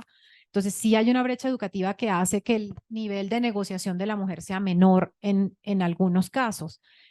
Y lo otro, con el tema de estereotipos de género, que es lo segundo que está ahí, es que la industria de tecnología, que es la que estamos analizando aquí, normalmente es una industria prestadora de servicios a otras industrias, que aún son hay más estereotipos de género en esas otras industrias que en la de tecnología. Entonces uno se va al sector financiero y es un sector que te pide el arquitecto hombre, como decía María.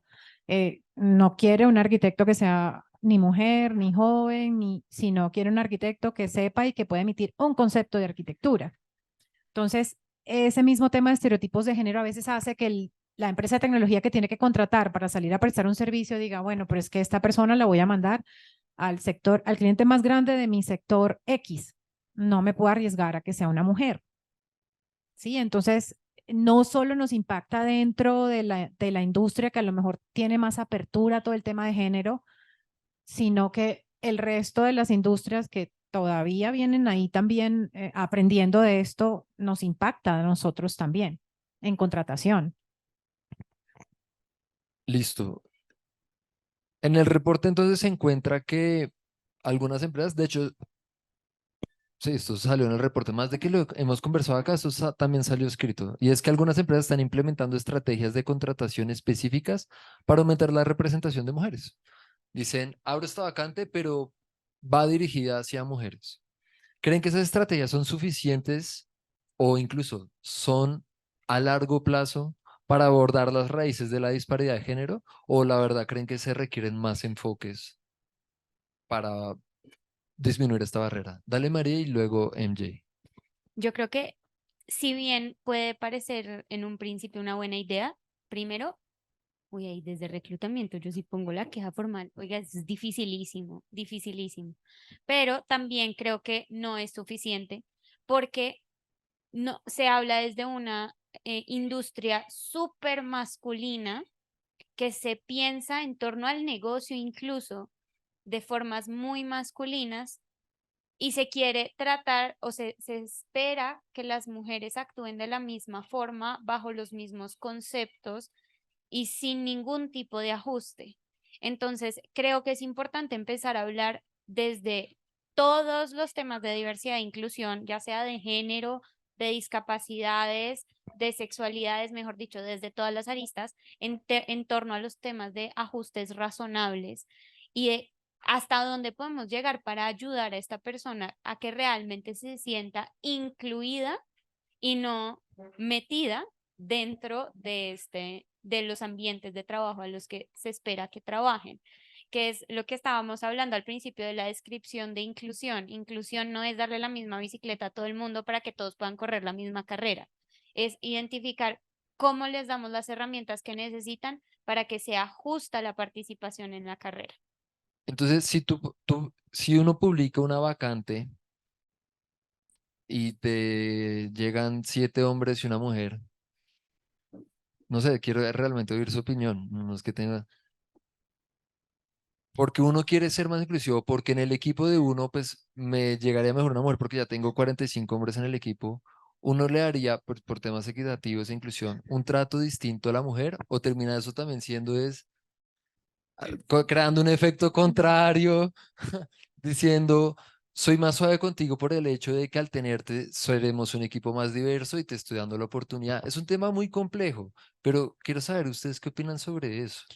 Yo quiero opinar algo y es que a mí, por ejemplo, en mi caso, no me gustaría que me dieran una vacante solo por ser mujer, porque eso me parecería discriminatorio, incluso conmigo. Ay, me dieron eso porque soy mujer. Entonces, ¿en dónde están mis capacidades técnicas, mi conocimiento, mi experiencia? Exacto, pero esto es lo difícil. En temas de equidad y de inclusión, uno tiene que hacer el esfuerzo extra para incluir a más mujeres en la Pero, industria de tech. Entonces, es complejo porque uno dice, pues de pronto sí tengo que discriminar ciertas personas para poder tener más mujeres. No lo o sé. sea, la idea de que las empresas busquen específicamente una mujer o alguien con discapacidad es buena, pero el problema no, o la raíz del problema no es ahí, es en la formación. Incluso desde la casa, empecemos a cambiar ese sesgo de, ay, es que la mujer solo estudia cosas de arte, no sé, de diseño, de comunicación social, yo qué sé, ¿cierto? Incluso desde pequeños. Es que, por ejemplo, yo estudié en un colegio técnico, casi todas las carreras eran, en teoría, en ese tiempo para hombres. Había una cosa que se llama ingeniería de alimentos y la mayoría de mujeres se iban para ingeniería de alimentos. Muy poquitas escogieron sistema, civil y creo que era mecánica otra, ¿cierto? Eran muy poquitas. Pero si desde el colegio empezamos a formar ese, no sé, como ese conocimiento, por ejemplo, el área de tecnología, creo que muchas mujeres optarían por estudiar eso. De las mujeres que estudiamos en el colegio de tecnología, creo que 5 de, no sé, que éramos como 20 mujeres en el salón, 5 estudiamos ingeniería de sistemas, ¿cierto? Si eso pasara desde pequeños, de que tú empezaras con la programación, la gente se va emocionando, posiblemente estudiarían más este tipo de carreras en la universidad o cursos, porque ya incluso para tecnología no es necesario como estudiar en la universidad, puedes adquirir un curso. Creo que ese es el camino, empezar como desde pequeños, Pero creo. ahí hay una cosa. Norma dice, o sea, bueno, todos concordamos y el reporte también lo dice, de que los educadores juegan un papel muy, muy importante en la inclusión de, pues, tanto de mujeres como de personas de discapacidad. Pero esto es centrado a mujeres. Juega un papel muy fundamental la educación porque ahí es donde se trata de eliminar la mayor cantidad de sesgos, que pues sesgos es lo que uno pues ya de por sí pues puede apuntarle en una primera instancia. Pero incluso si se hace ahora, pues Norma había dicho, falta tiempo. Entonces, si falta tiempo para que en temas educativos suceda, ¿qué pueden hacer las empresas hoy en cuanto a esto de generar vacantes especiales para mujeres? Yo creo que más allá de crear una vacante para una mujer o darle prioridad a una mujer en un pipeline, eso viene acompañado de otras iniciativas, ¿no? No es solo esta mujer porque es mujer, porque pues tampoco queremos contratar a una mujer solo porque lo es, sino uno, crear un hiring process que tenga un balance muy grande entre soft skills y hard skills. Normalmente cuando uno en una posición de tech escoge un hombre sobre una mujer, en mi caso me ha pasado que es porque tiene hard skills mucho más desarrolladas porque probablemente tienen más años de experiencia, porque de nuevo nos remontamos al tema educativo en el que los hombres llevan mucho más tiempo estudiando computer science en el mundo. Entonces, creo que viene acompañado de unos procesos muy claros internamente, alineamiento con los hiring managers, que todo el mundo esté de acuerdo, que estemos evaluando los mismos skills, que dentro de las pruebas que hagamos, hagamos también pruebas de personalidad para ver si esta persona va a traer valor también desde estas soft skills, alianzas con instituciones externas para poder traer un pipeline de muchas más mujeres y poder escoger con un buen número de mujeres, un buen número de hombres, hablar con universidades para que desde que las mujeres están en el último semestre puedan empezar a enrolarse en este tipo de posiciones. Entonces creo que es una campaña muy grande desde Talent en la que no se queda solo en esperemos a ver qué mujeres aplican o a qué mujeres llegamos, sino que también tu estrategia de talent acquisition y de talent development esté con aliados estratégicos que te ayuden a que las mujeres tengan también visibilidad a tus posiciones en tu compañía. Y agregando un poco el tema también de educación que estabas hablando tú, yo estudié ingeniería civil cuando comencé mi vida educativa y la directora de ingeniería civil me decía, yo solo estoy esperando que todas las mujeres se retiren porque nunca duran más del segundo semestre. Entonces creo que también es un tema donde el gobierno y el sistema todavía empujan un montón a que las mujeres sencillamente nos aburramos de luchar en contra de, qué pereza estar luchando, que yo no voy a poder tener las mismas oportunidades que este man porque no soy hombre. Entonces creo que también hay que eliminar un montón de sesgos de, vas a tener un jefe que es súper directo y que le gusta hablarle duro a los hombres. ¿Quién dijo que las mujeres no nos pueden hablar directo y duro? Como que vamos a ponernos a llorar, no va a pasar, porque yo también he visto manes llorando en el trabajo, De pronto ser inclusivo es solo no haber dicho nada y tratarla igual. claro, y a mí me parece horrible el sesgo que hay con los hombres, que entonces el hombre tampoco puede ser vulnerable porque aparentemente lo están contratando para que se deje tratar mal. Entonces creo que también tenemos que traer muchísima equidad de género también hacia el género masculino. Y es también responsabilidad de nosotras darle visibilidad a ese tipo de sesgos. Yo también quería agregar ahí que a tu pregunta de que si hay 8 hombres, una mujer, yo creo que sí, la mujer tiene unos skills mínimos, como hemos hablado, y un potencial, yo sí le apostaría. ¿Por qué? Porque llevamos 100 años apostándole a los hombres y al talento masculino, sin decir que si tengo una persona brillante acá, por supuesto que la voy a mirar, pero creo, y había una gerente de recursos humanos con la que yo trabajaba que me decía, Norma, es que llevamos 100 años dándole duro a las mujeres, dale la oportunidad, porque este tiene un skill más que la mujer no estás discriminándolo, estás tratando de poner al día tu equipo. Y me empezó a generar como eso, bueno, está bien, ¿a qué le quiero apostar yo como líder? No como mujer, como líder. ¿Quiero apostarle a un equipo diverso? Sí, entonces tengo que tomar una acción. Y la acción es apostar por personas, en este caso mujeres, o una persona con discapacidad, o una persona afrodescendiente, que a lo mejor no está al mismo nivel de los otros 8 candidatos, pero que tiene los mínimos y tiene un potencial. Y ahí viene todo el tema también de las universidades. Hay que apostar por las mujeres que están empezando su carrera también. Tenemos que apostar, invertir en el futuro. No sé si nos vaya a ir bien o mal, pero hay que hacer apuestas de early career mujeres para formarlas y llevarlas a que no hagan deserción rápida o temprana y se vayan a otro tipo de carreras. Hay algo extraño, es que son dos visiones un poco distintas las de ustedes dos, pero ambas son válidas. Pues porque cada quien también tiene su propia estrategia, ¿no?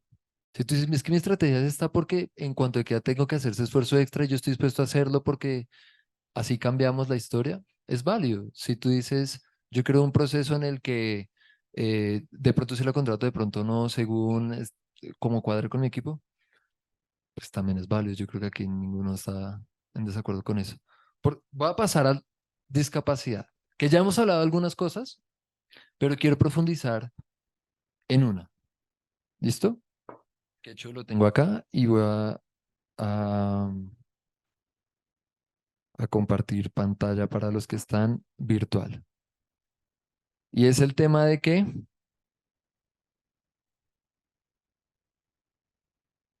aquí está, listo. Entonces entro a Zoom, compartir pantalla.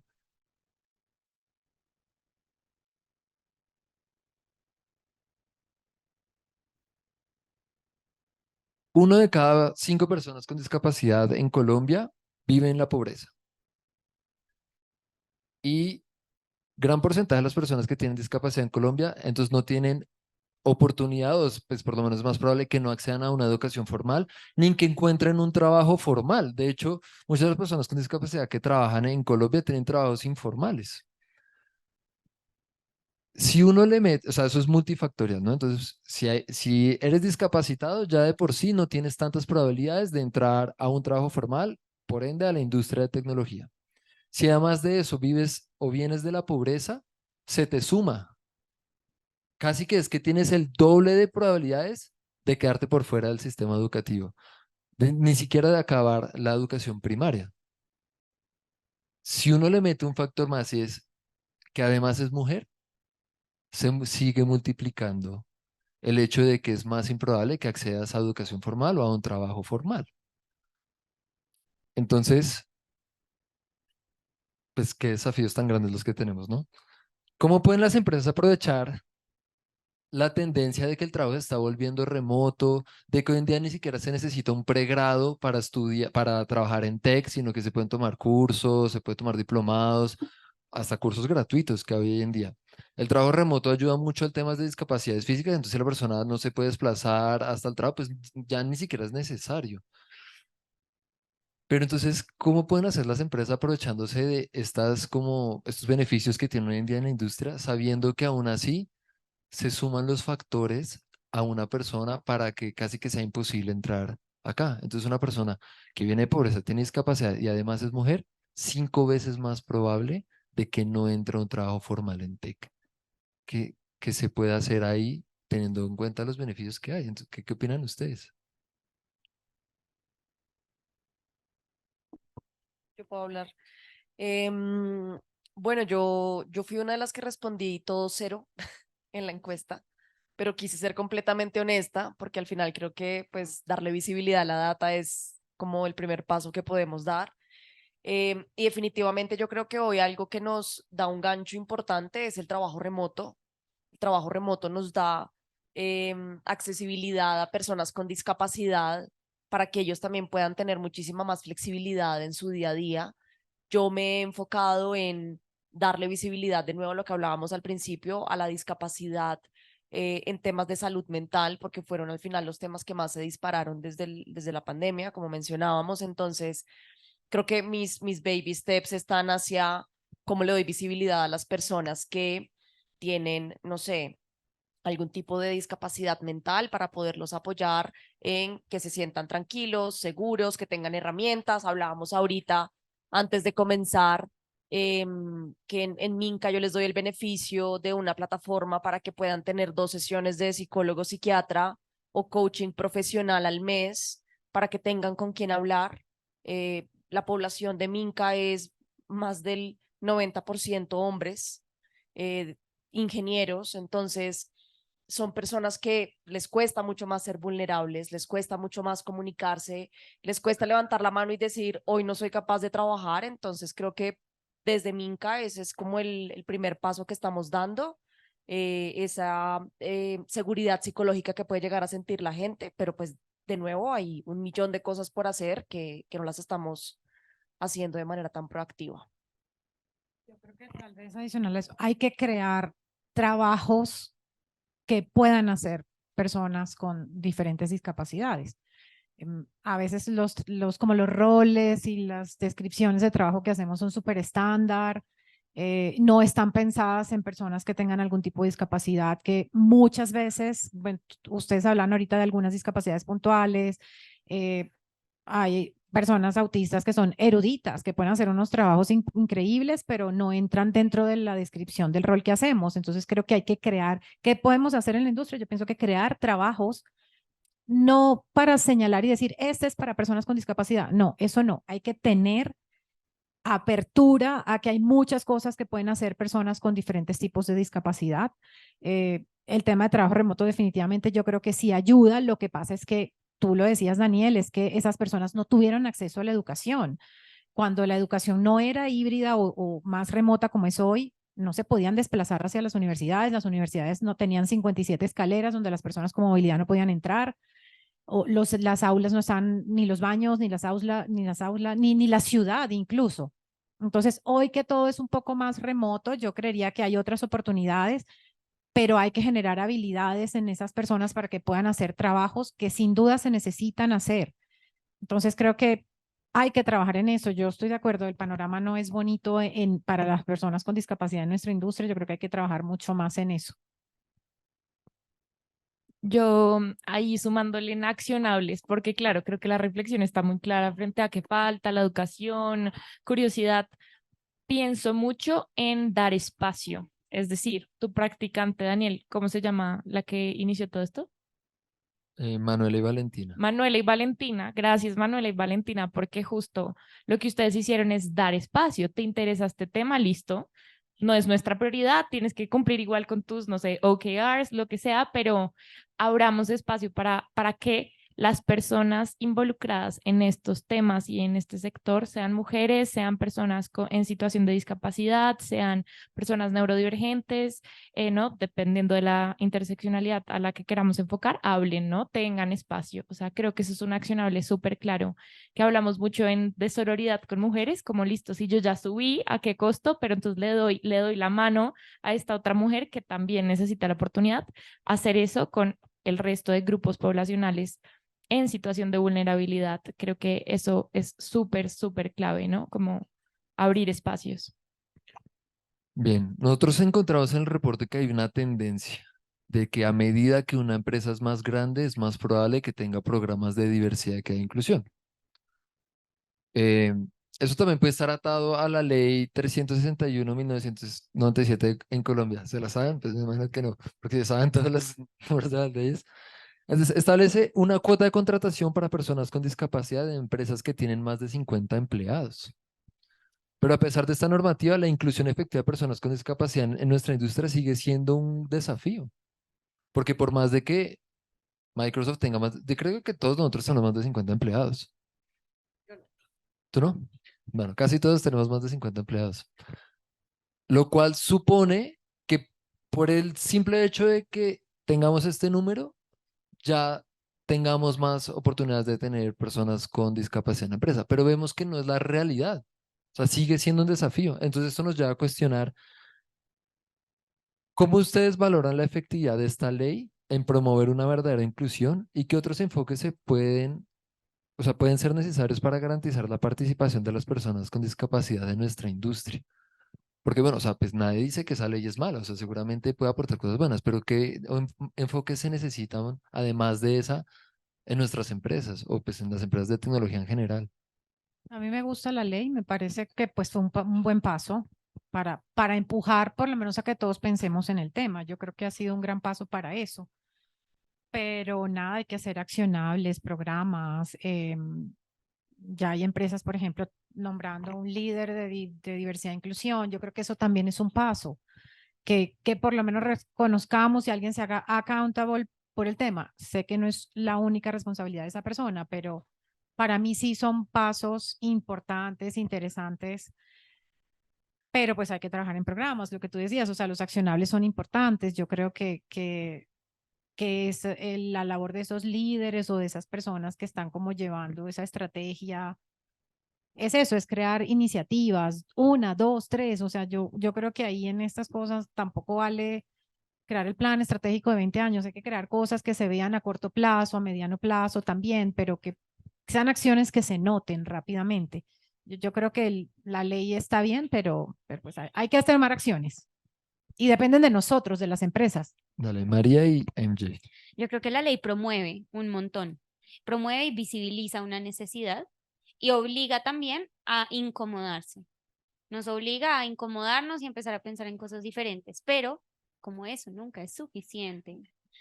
Creo que también hay un tema logístico súper interesante y creo el gobierno en este momento, hasta donde tengo entendido, está ayudando mucho a los empresarios en términos económicos a movilizarse alrededor de estos temas, porque tener una persona con discapacidad no siempre es solamente venga, siéntese acá o en su casa, trabaje.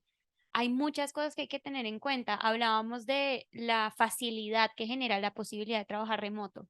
Perfecto, pero también tenemos súper claro que las personas con discapacidad en un alto porcentaje también tienen una barrera, que es el tema económico. Vienen de entornos económicos muy complicados. ¿Cómo le voy a decir entonces a un chino que se acaba de graduar de la universidad con una beca? Ah, bueno, sí, perfecto, trabaja en mi compañía, entonces conéctese mañana desde su computador. Venga, mijo, y no me da un computador y necesito también que me colabore con el internet porque yo no puedo pagar las gigas que usted necesita que yo tenga para correr la información en mi casa. Y además de eso, necesito un escritorio que me sirva para trabajar.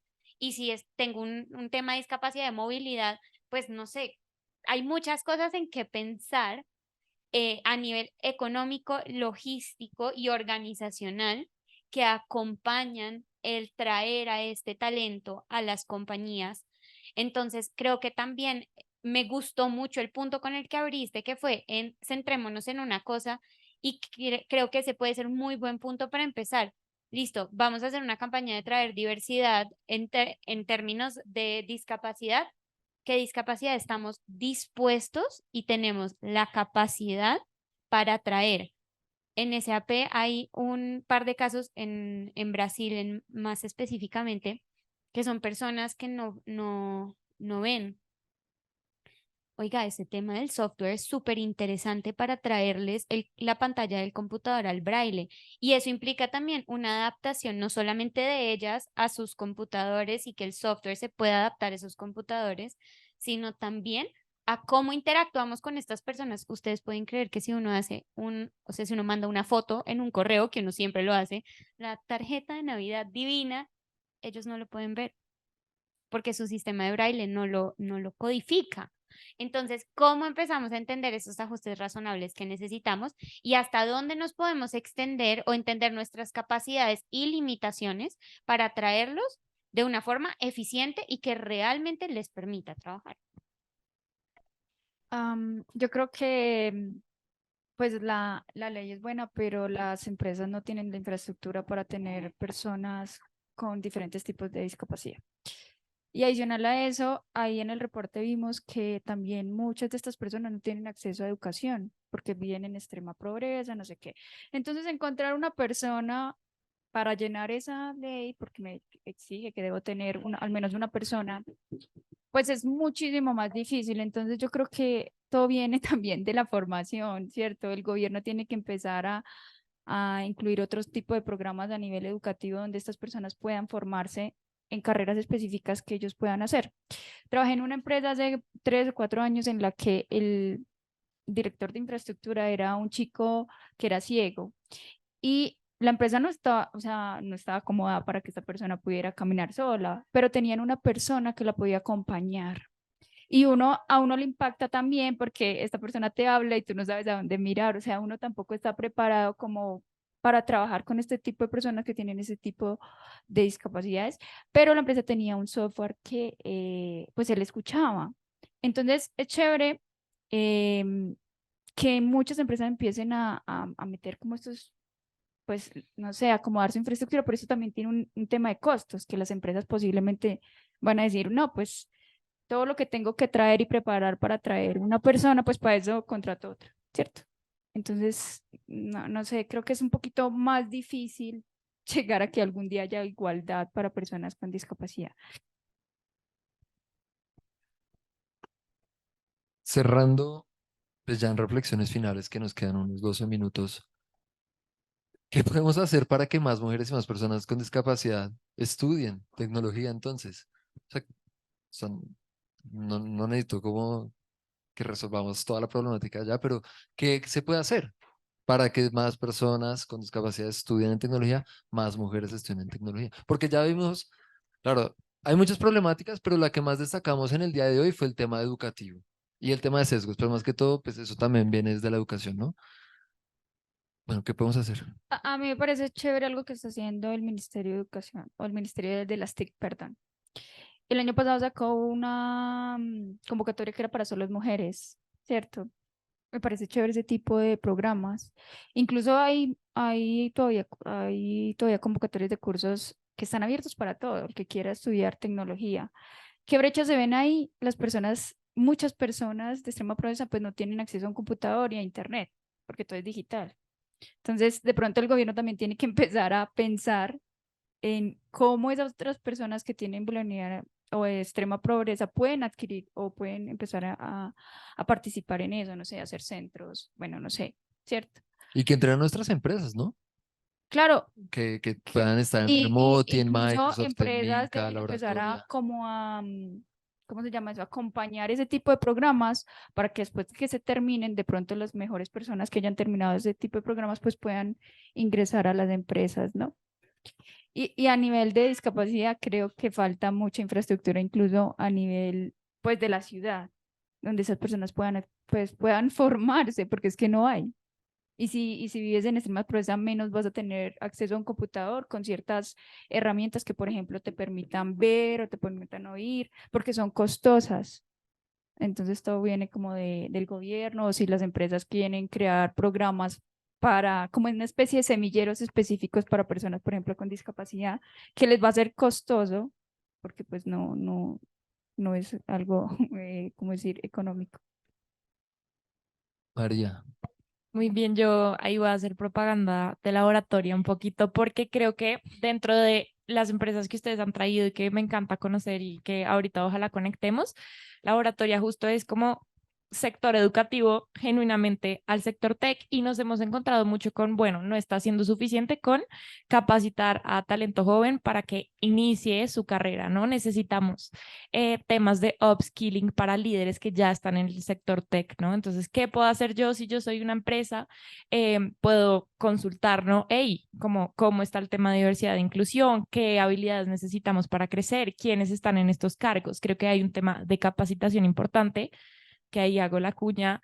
Laboratoria, por ejemplo, ahorita tiene un programa de Laboratoria Plus que es para justo mujeres como nosotras que queremos seguir creciendo, reforzar nuestras habilidades y es bastante interesante.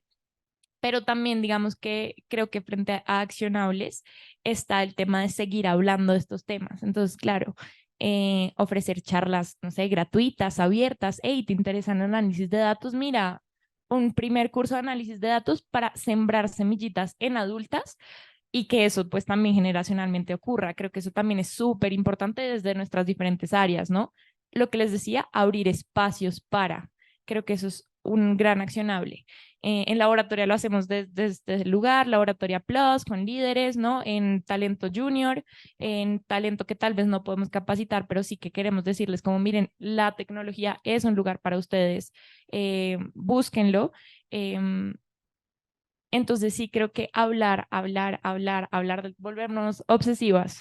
Sí, ser como, ay, ya llegó a la novena María y ya nos va a dar el discurso de por qué, cuántas personas, cuántas mujeres hay, ¿no? Ahorita, accionable, claro, pregúntense en esos espacios de familia ahorita en diciembre, oigan, ¿cuántas mujeres hay en tu equipo, no? Como te has preguntado, ¿hay alguien con discapacidad? Hacer esas mini preguntas van dejando semillitas. Creo que eso es un buen accionable. Insisto yo mucho desde las soft skills, ¿no? Como desde lo individual. Y para adicionar a eso, porque yo creo que iba a decir que lo que está haciendo el laboratorio, o sea, empresas como estas, formar en, no necesariamente ya hoy, yo creo, nuestras empresas no necesitan personas, uno habla como de microformación o de formación especializada en un tema, que es lo que ellos están haciendo, eso es lo que nosotros también necesitamos. Pero creo que hay que hacer más asociación con empresa privada, empresa pública también, para que lo que ustedes hagan termine en empleabilidad. Hay que medir la empleabilidad de esas personas a las que estamos logrando formar, porque ahí es donde esas personas se vuelven modelo, porque estudiar, bueno, al final todos vamos, supongamos que lo logramos y estudiamos. Lo más crítico es que se logren emplear y ahí es cuando realmente hacemos la diferencia.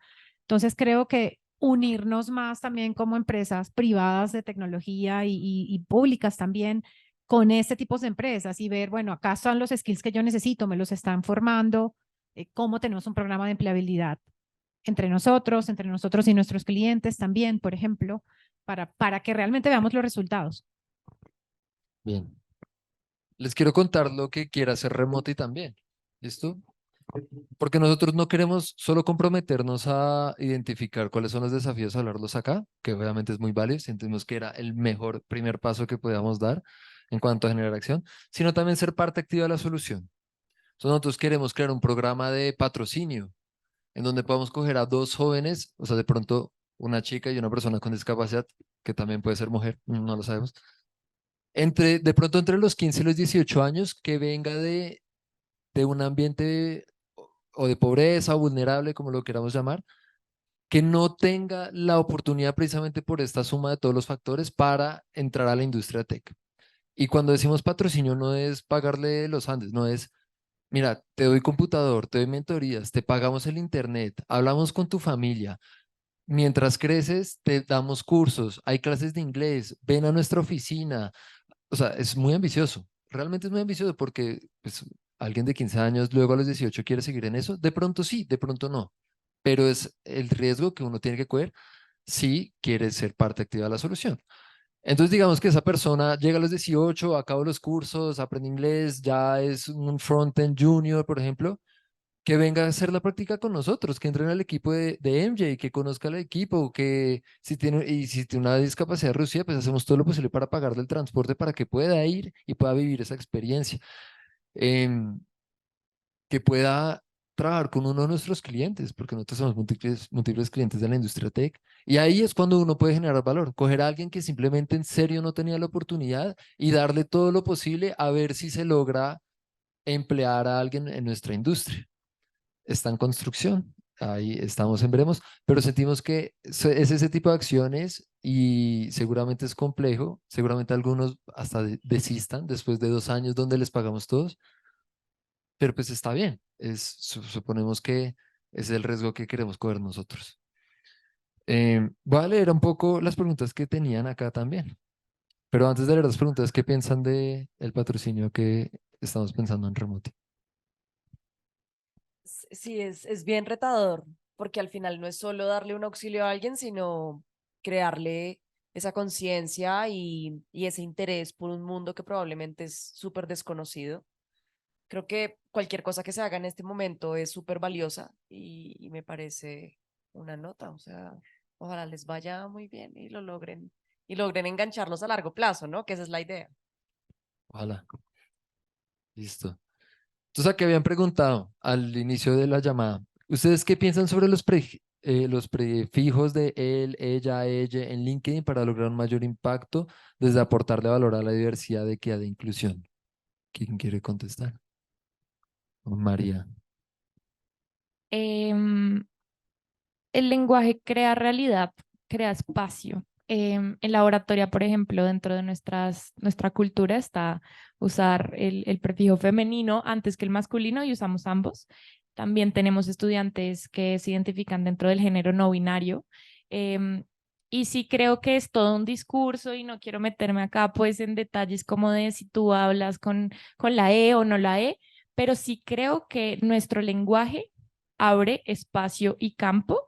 Y también sé, de hecho, todos nuestros hombres hablan en femenino, es algo que para mí fue súper choqueante también, fue como, ¿qué? ¿Estás diciendo nosotras? ¿Cómo así? Pero es muy interesante el hacerse parte, como el abrir campo. O sea, a mí me hace sentido en realidad. Así ocupe más espacio, no tenga sentido la Real Academia, yo lo sé, pero de hecho no necesariamente tenemos que ser tan específicas, podemos usar mucho lenguaje universal, ¿no? Como no hablar de bienvenidos y bienvenidas, sino qué gusto tenerles en este espacio. O sea, hay cambios que sí requieren un esfuerzo, es novedoso, evidentemente, y eso a veces es desgastante, pero puede ser interesante y abre pequeños como lugares. Yo estaría muy de acuerdo con usarlo y que se hable como al respecto. Gracias. ¿Tú quieres decir algo ahí? Listo. Laura pregunta, es muy interesante un espacio como estos en la industria de tech. Mi pregunta es muy común encontrar vacantes para la industria tech donde uno de los requisitos es que la persona venga ya con experiencia en empresas de tecnología. ¿Cómo creen que se puede trabajar esta parte para que se hable justamente de encontrar una diversidad de nuestros colaboradores? Silvia. Yo creo que eso es muy interesante y también viene de la responsabilidad de uno al crear todo ese proceso de contratación con job descriptions que sean reales, ¿no? Esos job descriptions normalmente son un unicornio pues que si uno lo encuentra, pues es como, no, ni siquiera sabemos si es el 10 de 10, como que es lo que nos imaginamos porque venimos sesgados de, yo alguna vez trabajé con un man que estudió historia y que era el mejor vendedor, chévere que encontremos otro historiador y uno es como, no. Entonces también viene de un acto de consultoría interno en la compañía, de poder acompañar a los hiring managers y decirle, no, eso que te pasó una vez fue un caso único, podemos tal vez ser un poco más flexibles. Entonces, meter toda la flexibilización en los job descriptions nos va a ayudar a ser mucho más inclusivos en la manera en la que reclutamos, primero. Segundo, también es un recorderis principalmente a las mujeres, que el job description es el 10 de 10, pero no porque no seas el 10 de 10 no puedes aplicar. Como que hay algo que yo siempre promuevo un montón y es la proactividad para llegar al equipo de reclutamiento. Escríbele a esa persona por LinkedIn, escríbele el correo y dile, hola, me llamo Silvia, me parece una nota a tu compañía, comparto la visión. No tengo eso que me pides de tech, pero tengo además esto y estoy haciendo un curso de esto. Avísame si podemos tener una llamada corta y te cuento más de mí. Entonces creo que también esa proactividad elimina un montón de sesgos, pero creo que también viene una responsabilidad muy grande nuestra de dejar de buscar unicornios porque hay gente que probablemente no está dentro de nuestro espectro de lo que significa un unicornio y pueden ser mejores candidatos. Perfecto. Vale, esas últimas tres cosas que se nos acabó el tiempo, pero estas tres cosas no son preguntas, son cosas que la gente escribió. Cuando María Cuellar estaba hablando de entender también diversidad en cuanto a salud mental, alguien escribe que quiere poner un ejemplo personal de este tema y es la estigmatización de la salud mental. Esta persona va al psicólogo y va al psiquiatra y cuando va a sus citas, más bien dice que es una cita médica, de salud física y no mental por no tener que explicar de más o generar una situación incómoda. Angélica dice, gracias por el foro, muy interesante. Nosotros somos Yo Soy, una plataforma para conectar mujeres con empleos inclusivos. Y bueno, ahí nos deja su información, www.yo/soy.co. Y al final, alguien dice anónimamente, la forma de enseñar las ciencias fue construido y desarrollado décadas por hombres, no solo debe haber roles y modelos a seguir femeninos, sino que la forma de enseñar y la metodología debería cambiar para atraer más mujeres. Aprendemos y nos interesan dinámicas diferentes, que va muy de la mano de todo lo que estamos hablando. Bueno, muchas gracias. Gracias, Dani, MJ, Silvia, Norma, María. María, tenemos tres Marías acá. También muchas gracias a todos los que nos estaban viendo virtualmente. Los invito a que nos sigan en redes, a que nos conecten, a que también la gente está abierto a hablar de esos espacios, a llenar próximos reportes, a estar pendientes de lo que es 2024 para programas chéveres que se nos vayan ocurriendo como equipos, no necesariamente como empresas individuales. Nos vemos y pues gracias.